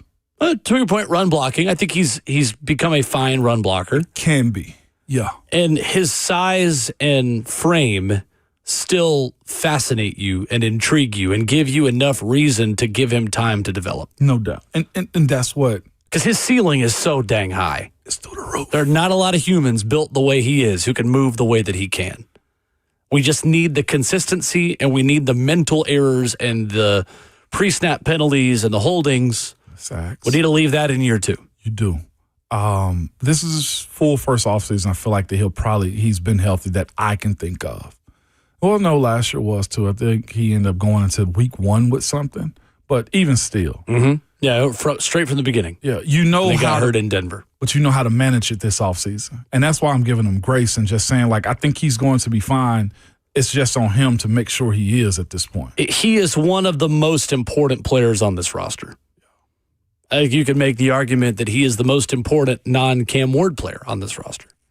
I would say so. I mean, Jeffrey Simmons obviously is going to be up there. The 2 corners are going to be up there. You signed Alontae Taylor and Cordell Flott, Carnell Tate, Wandale Robinson, Dan Moore. Like, it's not just him. But if we're speaking about the players with most to prove this year, who are the most valuable to the direct success of this organization taking a step forward this year, JC Latham is right there at the top of the discussion, fairly or unfairly. You're a tackle, and not only are you a tackle, you are a tackle drafted in the top 10. To whom much is given and paid, much is expected. Much is expected. And again, I said it earlier, it can be a fair league, but it's also a brutal one. Stoney Keeley is watching in the F&N Bank chat. He says on YouTube, to me, he still wins reps by the skin of his teeth because he's so strong and sturdy. But it's close, and it might not be close if he ironed out his hands and feet consistently. That's exactly what you said last week when I asked you, what does he need to improve upon? You said feet and hands. It's that simple. Are his feet too slow? Like, what is wrong with his feet in his first 2 seasons? I don't know if it was because of the hip last year. I don't want to badmouth him. Hip injury. About the hip injury that he had last year. But when you watch, let's go Penei Sewell, who's similar build and size, right? I think Penei Sewell's shorter than him. But when Penei Sewell kicks out, it looks like, whoo, that was nice. Quick, concise, violent, fluid. for sure. Yes. Knows where he's going with it. And that probably is the other part of it as well. Like, does JC know NFL angles just yet, right? Penei Sewell manages his weight, throws around his weight really well. It looks comfortable. Yes, he does. And that's the part of it where you got to find what part of JC's playing style is going to inherit that, embrace that is what I mean. Like, if you are going to be a bigger guy, like, make them run into you. Square them up. Make sure your technique is good. Make sure that, hey, go around you, big fella. If you're going to jump, or if you know the snap count, right, get your jump down as quick as you possibly can. If you have to shift your leg back further, do it. Go ahead and take that first step out of the equation where you're not kicking 2 steps to the 3 steps across the line of scrimmage for you. Like, when I watch him sometimes, like, I would say, like, I think he has a tail, but most linemen have a tail in their game. Well, and you've said before, too, that when guys have pre-snap penalties, they're thinking. And they're not confident in what they feel like they are good at. Yeah. And he had 14 penalties last year. Yeah. And so the other part, the thinking part of it plays a part of it, but also when it's a false start on them, it's the anxiety of getting to your mark. Right.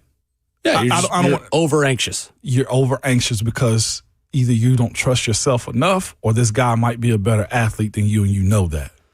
Frank on YouTube says, J.C. Latham is a guard, not a tackle. At what point he and or the Titans figure it out and accept it, the better for everyone. Yeah. He could still be a tackle. I think he still can play tackle. Again, Brian Callahan's offense didn't do many people like justice at all.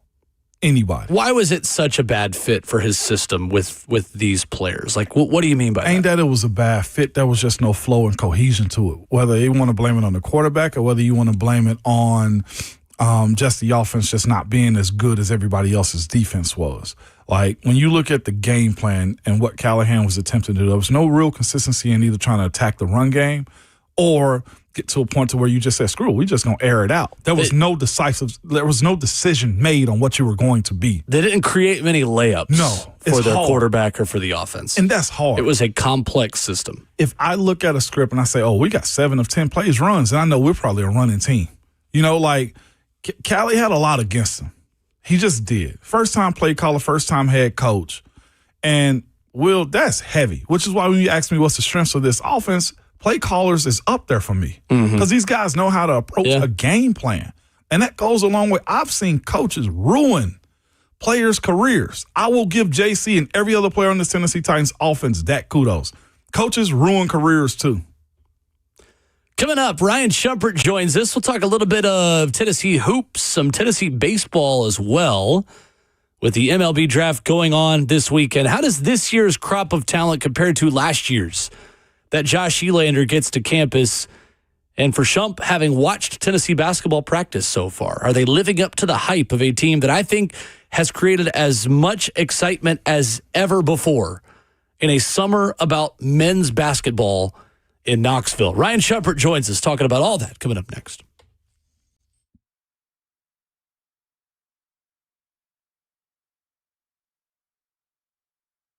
A day at the spa, the perfect gift for birthdays, anniversaries, or any occasion. Lavish and luxurious, yet affordable. A grand gesture, yet simple for you. The gift card from A Moment's Peace. Give her the gift she won't buy herself. An escape, a bit of luxury. Something special that shows more than just words. A gift from A Moment's Peace Salon and Day Spa in Cool Springs across I-65 from Galleria Mall. Call 615-224-0770 or go online at amomentspeace.com anytime.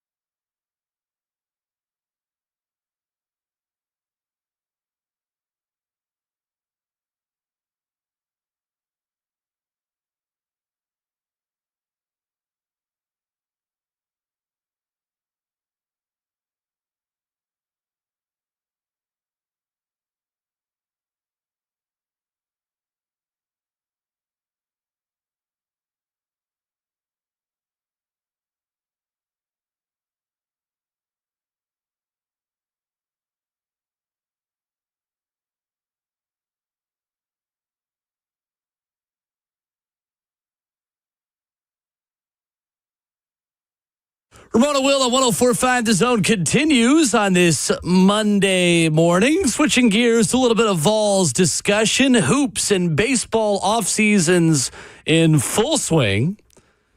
Ramon Foster and Will Bowling, joined by our good friend Ryan Shumpert, covering Tennessee athletics for RockyTopInsider.com. Ryan, how we doing? Good morning. Good morning, Ryan. I'm doing well, guys. Appreciate you having me on. Absolutely. You have been able to watch Tennessee basketball. Ryan, as you know, there feels like more hype in this offseason. Usually we're not doing basketball segments in July. This team warrants it, as good as they appear to be on paper. What stands out to you most watching them get familiar with each other and hitting the practice court?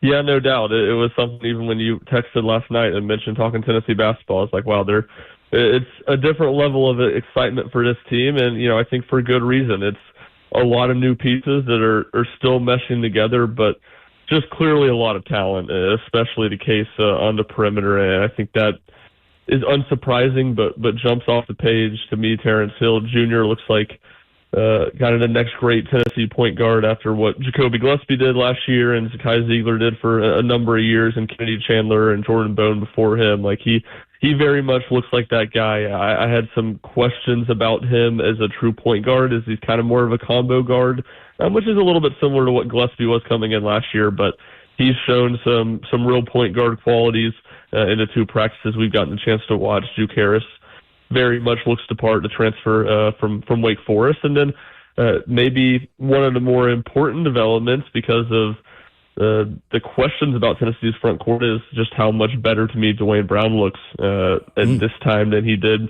even a couple months ago to end his freshman season. He's a guy that has constantly been raved about by his coaches and teammates as a leader, as kind of the vocal piece of this team right now, but it is also showing a lot of stuff on the court, and it's not just him being better at what we saw him do a lot of last year, but him passing the ball, facilitating in different spots. It's summer's for tinkering, and we saw some of that last week, and it was really intriguing to see kind of some of the ways Rick Barnes is using Dwayne Brown, and kind of the success that Tennessee was having as they did that.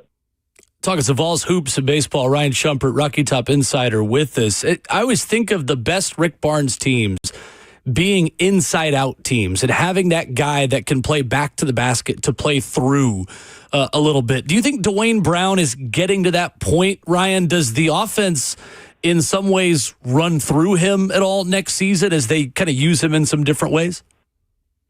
Yeah, I think that's, I think he's made some steps there. Is he going to be able to command enough attention as a scorer, to me, would be the big question. Right. Is a scorer that can create for himself, because as a pure passer, I mean, he is just really, really gifted and has such a good feel for the game and of where the ball it needs to go. But that's the big question in basketball. Can you draw two to the ball? If Dwayne Brown can be a good enough scorer with his back to the basket and draw two to the ball, I feel really good about his ability to make good decisions and accurate passes to set up other people. And I feel good about his ability to score off of the pick and roll and in some spots where other guys get him the ball. But can he truly make that level of a jump to command the ball, 10, 15 feet to the basket and score consistently? Not at the same level as Grant Williams, but kind of in the same vein as he did. I think that, to me, remains a question and something I still want to see more from him before I, feel really comfortable saying that's going to be the case. We're joined by Ryan Shumpert of Rocky Top Insider this morning, talking Vols. I'm not sure if you saw it because you've been busy doing Vols stuff in Knoxville, Ryan, but you look at Chaz Lanier had an amazing summer league game. What does that do for guys like Duke Harris and others who are signed with the Vols recently? Rick Barnes has had a track record of putting this type of production in NBA, man. What does that say for those guys who are currently on campus? Yeah, to Chaz Lanier, his performance yesterday, so much of it early in the game, it was shades of the performance he had against Baylor or Texas A&M, where he hit about 6 or 7 threes in the first half of both those games. When he gets it going, man, it's fun to watch. And the summer league is ripe with Tennessee players right now over the last handful of years, and there's a real consistency Tennessee's had of having draft picks and certainly a handful in the first round over the last couple of years. I think it's something Tennessee's been able to sell, both with what they have done to this transfer class, but also what some other teams have done. I mean, I talked to Tyler Lundblade, the Belmont transfer, at one point, and I was kind of asking him about, man, you guys have a lot of guys that scored a lot of points their previous spots. Why do you feel like this can work and guys can adjust to taking less shots? And he talked about the buy-in. He talked about the staff pointing to the second UConn national championship team a couple years ago, when no one on that team averaged more than 15 points per game, and all 5 starters got drafted. So there's a real belief, not just in what Tennessee has done, putting players in the NBA and having a lot of draft selections, but also these players can get fewer shots maybe than they did at their previous school, but be a part of winning, and everybody kind of have their given nights where they have big performances and still make it to the NBA, maybe scoring 13, 14 points a game as opposed to 18, 19. Man, I've been told by one Vol alum named Ron Slay to keep an eye on the 2 freshmen coming in, Chris Washington and Manny Green. Has there been much buzz about those guys with as many transfers they got with this much production? Yeah, it feels like there's opportunities still for those guys to carve out roles. I think Chris Washington kind of goes into the conversation with Dwayne Brown, where he's going to be able to play the 4 spot for Tennessee, and Tennessee doesn't have a ton of depth down low right now, and they're probably going to play more kind of 4 wing, 4 guard lineups compared to what they did a year ago, and there's certainly an opportunity for Chris Washington to try to seize a role. Manny Green, I think, comes in with a somewhat similar game to what Amari Evans had a year ago. He's a little bit more slim and maybe has a little bit more burst, but as a defensive first guard. And you go from Devontae Gaines to Jemai Meshack to Amari Evans. Like, there has been opportunities for defensive first guards, freshman guards, to earn a role under Rick Barnes by being kind of a spark plug off the bench. So I think both those guys have opportunities to earn roles. I've been impressed with Ralph Scott as well. He was a guy that his reputation was a little bit more as a raw player that was going to take some time to develop. And certainly I think his best basketball is still a number of years ahead of him, but he has shown more flashes than maybe I expected this first summer too. So it's, like you said, a lot of buzz about the transfer class, but I think Tennessee, with the early returns, has been excited what they've seen from their 4-player freshman class. Ryan Shumpert of Rocky Top Insider, our guest this morning on Ramon and Will. All right, Ryan, to quote the great philosopher Ted Lasso, I've got a better idea of who killed Kennedy than what happens in the MLB draft on a given season. And to put it simply for me and the many others who are seeing names and seeing this guy in an orange jersey and this guy's signing, this guy's leaving, this guy's staying, what was the headline for you of MLB draft weekend for Josh Elander? How happy is he and his coaching staff this morning as the dust begins to settle? I think very pleased. Just to start with the high school signing class, I think Tennessee, with various degrees, had about 12 signees that were draft risk, 3 that were basically locks to go in the first couple rounds of the draft, and all 3 of those guys did. 5 in total end up being drafted, so only 2 past the kind of 3 obvious ones going in get drafted, and a number of really highly touted high school recruits and guys that were, if you want to look at MLB Pipeline or Perfect Game or ESPN, their draft prospect rankings, a handful of guys that were in the top 200 that are going to make it to campus for Tennessee. And I think particularly important when you look at a handful of the right-handed arms that will make it to campus for Tennessee. That was an area that was a little bit lacking on the roster. Tennessee has done some good stuff with retaining left-handed arms and adding a couple left-handed arms in the portal, but they were a little bit lighter on right-handed arms. But Sean Sullivan, Gannon Grant, Gary Morris, all 3 of those guys were big prospects and real draft risk that felt around 50-50 whether they would make it to campus, and all 3 of those guys do. So I think that in particular was big for Tennessee when you talk about kind of rounding out what this roster can look like for next season.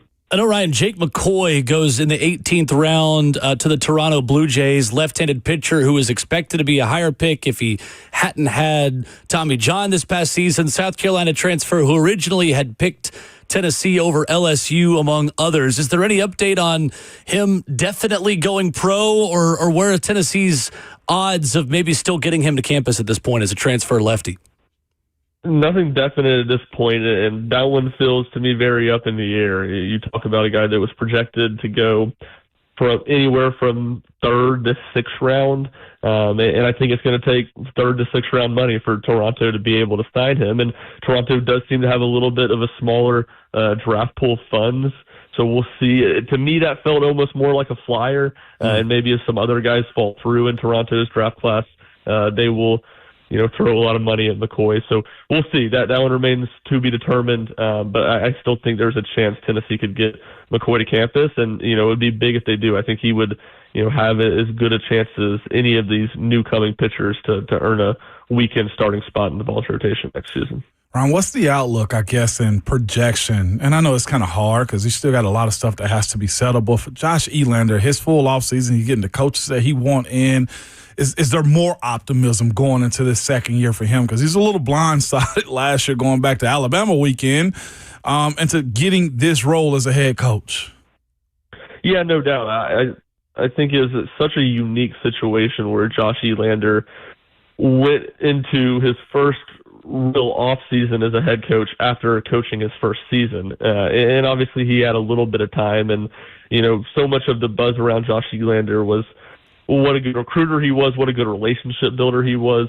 But a lot of Tennessee's success of players that I had talked to at Tennessee had landed out of the transfer portal in past years. So much of it was talking about Tony Vitello. And with the transfer portal kind of being that speed dating, speaking for myself, I wondered how much of the relationship building that Josh Elander is so good at, how much will that come into play recruiting in the transfer portal, and how much of the kind of sexy program that Tennessee has had in recent years, how much of that will still be true with Tony Vitello gone? And Tennessee's done a really good job. Josh Elander and his staff have done a really good job in the portal, and I think it's if not been an A+, it's been an A, and a really good offseason to date for Tennessee as they've continued to look like a big brand in college baseball and what they've been able to do, landing a transfer class that ranks in the top 5 nationally according to basically any rankings.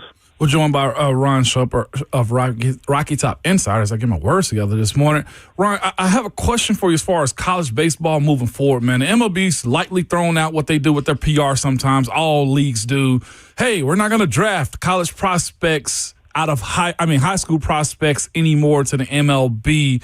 From an American side of things, domestically is a little bit of a different story, but you at least got to be 20 years old or go to college first. What does that do, Ryan, in your opinion, for college baseball moving forward? And why do you think this is the case now with the non-drafting of high school prospects? Well, I think there's a lot of dynamics that go into play with it that's just changed how the MLB draft looks. One being the fact that these players are getting full scholarships now at schools. They're not having to pay their own way. You add NIL into the equation after that, that I think makes going to college a lot more attractive than it maybe was, certainly 10 years ago, but even just a couple seasons ago. I think that has really changed the dynamic of the draft. I think this year is kind of interesting with the possibility of a lockout coming next year to MLB. If that makes especially the high school players a little more weary of going to the draft instead of just going to college, where they're going to be able to guaranteed to play and maybe not take on some of that financial burden. So it's really been ever evolving in the last couple of years, and it'll be really curious to see. I imagine there will be more changes coming whenever there is a new CBA agreement, hopefully before the next MLB season starts, but we'll see when that ends up happening. Ryan Shumpert, our guest, the pride of Brentwood, Tennessee, Titans fan, Vols writer, Rocky Top Insider, also a big Cubs fan. Ryan, home run derby tonight in Philadelphia. Would you rather Kyle Schwarber or Wilson Contreras win the home run derby as your two former Cub options tonight? No, definitely Kyle Schwarber. Okay. More positive moments with Schwarber. We have no one but ourselves to blame for letting Schwarber go. One of the worst moves of the Theo Epstein era in Chicago, and Wilson Contreras has had some pointed words for the Cubs since leaving. So that's fair. Time heals all wounds with Wilson, and he'll be fondly remembered in time. But he's on a little bit more shaky ground with the Cubs fan right now. That's very fair. In hindsight, very easy answer. Really Absolutely. good lineup, too, for the home run derby. It's not bad. Well. I feel like Ryan is like no one knows about this. Like, it's on Netflix tonight. You don't have as much promotion. You don't have Chris Berman back. That's been like promoting it on ESPN. Like, did you you are very locked into baseball, so I imagine you knew this was happening tonight. But I literally remembered as we began this segment. I mean, I knew it was happening tonight. I didn't know Wilson Contreras was doing it until there you go. Told me. So I'm completely with you. Perfect. Ryan Shumpert, our guest at Ryan Shumpert00, where you get his Vols coverage on Twitter. Appreciate you as always, sir. Thanks so much. Yeah, thank you guys for having me on. Yes, sir. Ryan Shumpert with us here this morning. Talk a little bit of Vols, basketball, and baseball. I think the winner is going to be I've seen his highlights. I didn't really watch the White Sox like that, but how you said Murakami is a tank from all understanding. Jack Hackley only been in it as well. I mean, he can swing it too. Kyle Schwarber. I mean, Bryce Harper. One of the two hometown guys is going to win it probably. I'm iffy on Bryce Harper. Between Schwarber or Harper. Yeah. You think, no, we'll see. Well, the hometown. You got Philly cheering for him. That's true. Yeah. No doubt. I don't know, though. I mean, they'll probably start booing him pretty quickly if they easily go a couple without homers. Did you see the report or story that Bryce Harper had asked to use metal bats? I did. In the final? You better take all those kids off the field if you're using metal bats. Kids, oh my gosh. What about the crowd? Somebody's going to be texting. Someone will die. Yes. What are you thinking? We're talking about 120 exit velo if you gave Bryce Harper a metal bat with BP. I got an idea, Bryce. How about you go to Barstool Sports and you do that with them? Because people don't need to die. Put no one on the field. Nobody on the field. Have you seen Bat Bros do those bat reviews? It's crazy. The old school bats? I have seen those. Oh my gosh, They're Bryce. pretty fun to watch, actually. He don't care about people. That's what that is. Bryce Harper, he doesn't care about people. If you want MLB players to swing aluminum bats, insane. I have liked a lot of the MLB television changes this year. I think NBC's crushed it on Sunday Night Baseball. Yeah. The other day, you had, what's their show called? It's their version of NFL Red Zone. It's not Quick Pitch. I saw it too. It's the 4-screen. Yes. They had it on ESPN too. It was. Because I don't get MLB Network with YouTube TV. And I turned on ESPN 2. I was like, do I get MLB Network again? I liked it. And it was just on ESPN 2. It ain't dying. Squeeze Play. Yes. Or no.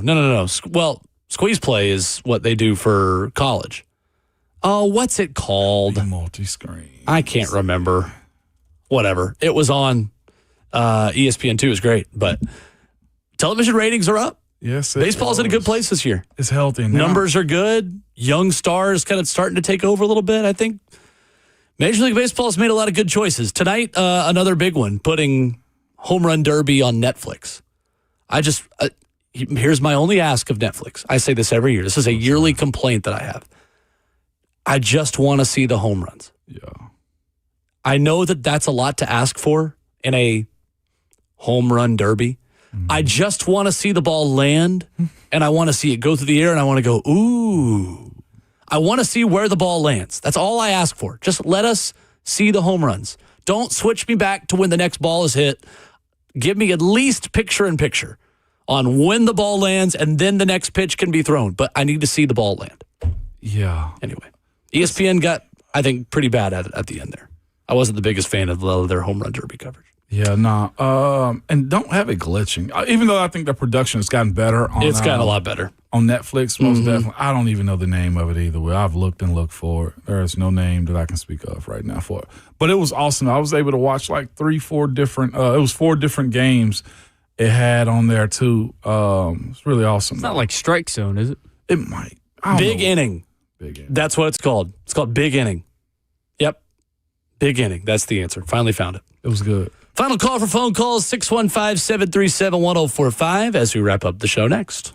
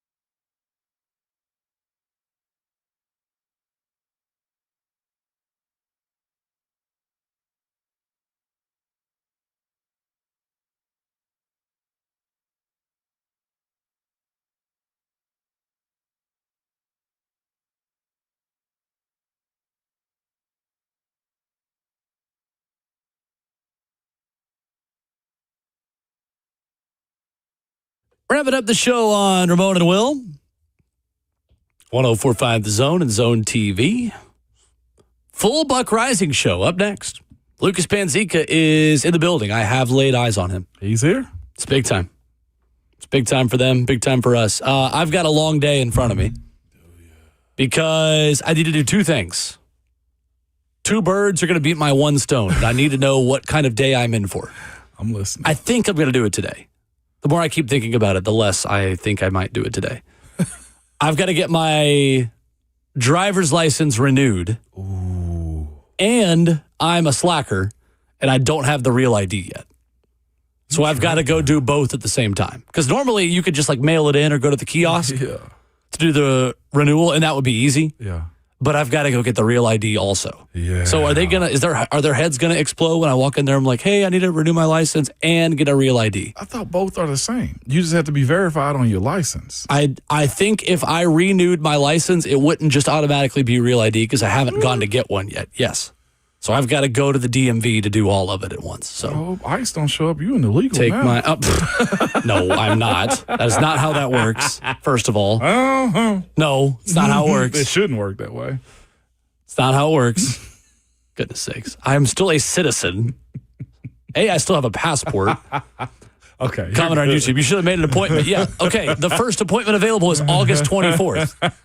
I looked at two different locations. The soonest I could make an appointment as of last night was August 24th or August 25th. So, no, I cannot make an appointment. Head up to Gallatin. I checked multiple locations. Multiple locations. All of them August. End of August. The first time I could get an appointment, which, by the way, how's that a thing? What? How are we scheduling real ID appointments 6 weeks out? Who's doing that? You don't want to know my reason for it. What do you mean? Because why would we have to schedule that anyway? Like, legitimately. That's what I'm saying. Why are we scheduled it 6 weeks out? Because workers, man, got to have people in place to do this type of stuff, processing of this stuff. Well, it's welcome to adulthood, man. Stuff take time. So, yes, I would have loved to make an appointment, but that is not a luxury that I have. Get ready to learn patience. I cannot get the real ID by just renewing my license normally. I've got to go do the whole process. I do think they are the same thing. That you just got to get verified. I know that it's not. They're not? I have to go to the DMV and get a real ID. What am I missing then? I don't know. Colin just told me that part of getting a real ID, you'll also get probably asked to renew your license. So maybe like an all-in-one. There you go. That's what I'm saying. There you go. So I just have to go do that. I also don't have my real ID. So that one is... I have a real ID. I don't have the real ID. So that one is the same thing, but if I just wanted to renew, they're not just going to automatically give me a real ID. So if I went to do one process, it's the same. If I go to the other process, it's not the same. There you go. Andy gets the final call of the morning. What's up, Andy?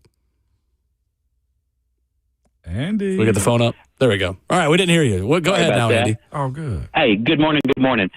First thing, quick, Ramon. Yes. Dreamland was a staple to me as a kid. My sister went to University of Alabama in the 80s, and it was the stuff. But every year, she sends me a rack. They send them out like Rendezvous does, freeze-dried. Uh-huh. And they're some of the best I've had. So I want you to give them a shot. You put them in the oven, finish them on the grill before you completely write them up. And I'm not trying to stand up for anything Alabama, believe me. I feel you. But that's what it is. But I got to tell you, Will, your and Lucas's passion for soccer got this 57-year-old man into a new sport. Nice. I've enjoyed this World Cup as much as anything as much as football, and I've been a football fan my whole life. My Erling Haaland Man City jersey's on the way. Oh, dang it. That's No, my dog. not Man City. Why I'm Man sorry, City? brother, but Erling Haaland's cool. Arsenal's already got enough fans. You know what I mean? Especially one big one. But just as a former marketing guy, and if you have one, I'm going to be real embarrassed to say this, but you and Lucas, while the iron is hot, doing a podcast on soccer, now would be the time. And I can tell you, I would certainly enjoy the hell out of it. You're in luck, Andy. We already do one. The last Wednesday of every month here on the station from 7 to 9 p.m. during the NSC season. NSC Backstage is what it's called. Well, I need one every week. So what's this once a month stuff? Ramon, what's he do? What's this once a month stuff? Andy, get him together, Calling a lot of games. Andy. Thank you, Andy. I'm very glad to hear that. I got to get back in. I appreciate you guys so much. Have a great day. Yes, sir. No doubt, Yeah. you too, Andy. Thank you. That's a Real good call to end the show with, man. I'm very pleased with how many of those calls and messages that we have gotten that people are in on the sport. I love that. Y'all been doing this, though, man. I'm glad Andy brought that up, but you and Luke has been killing it with that as well. And I'm going to be real with you. I feel you and try to back up Big Sis, but, man, Dreamland just kind of let me down with the BBQ, man. That's tough.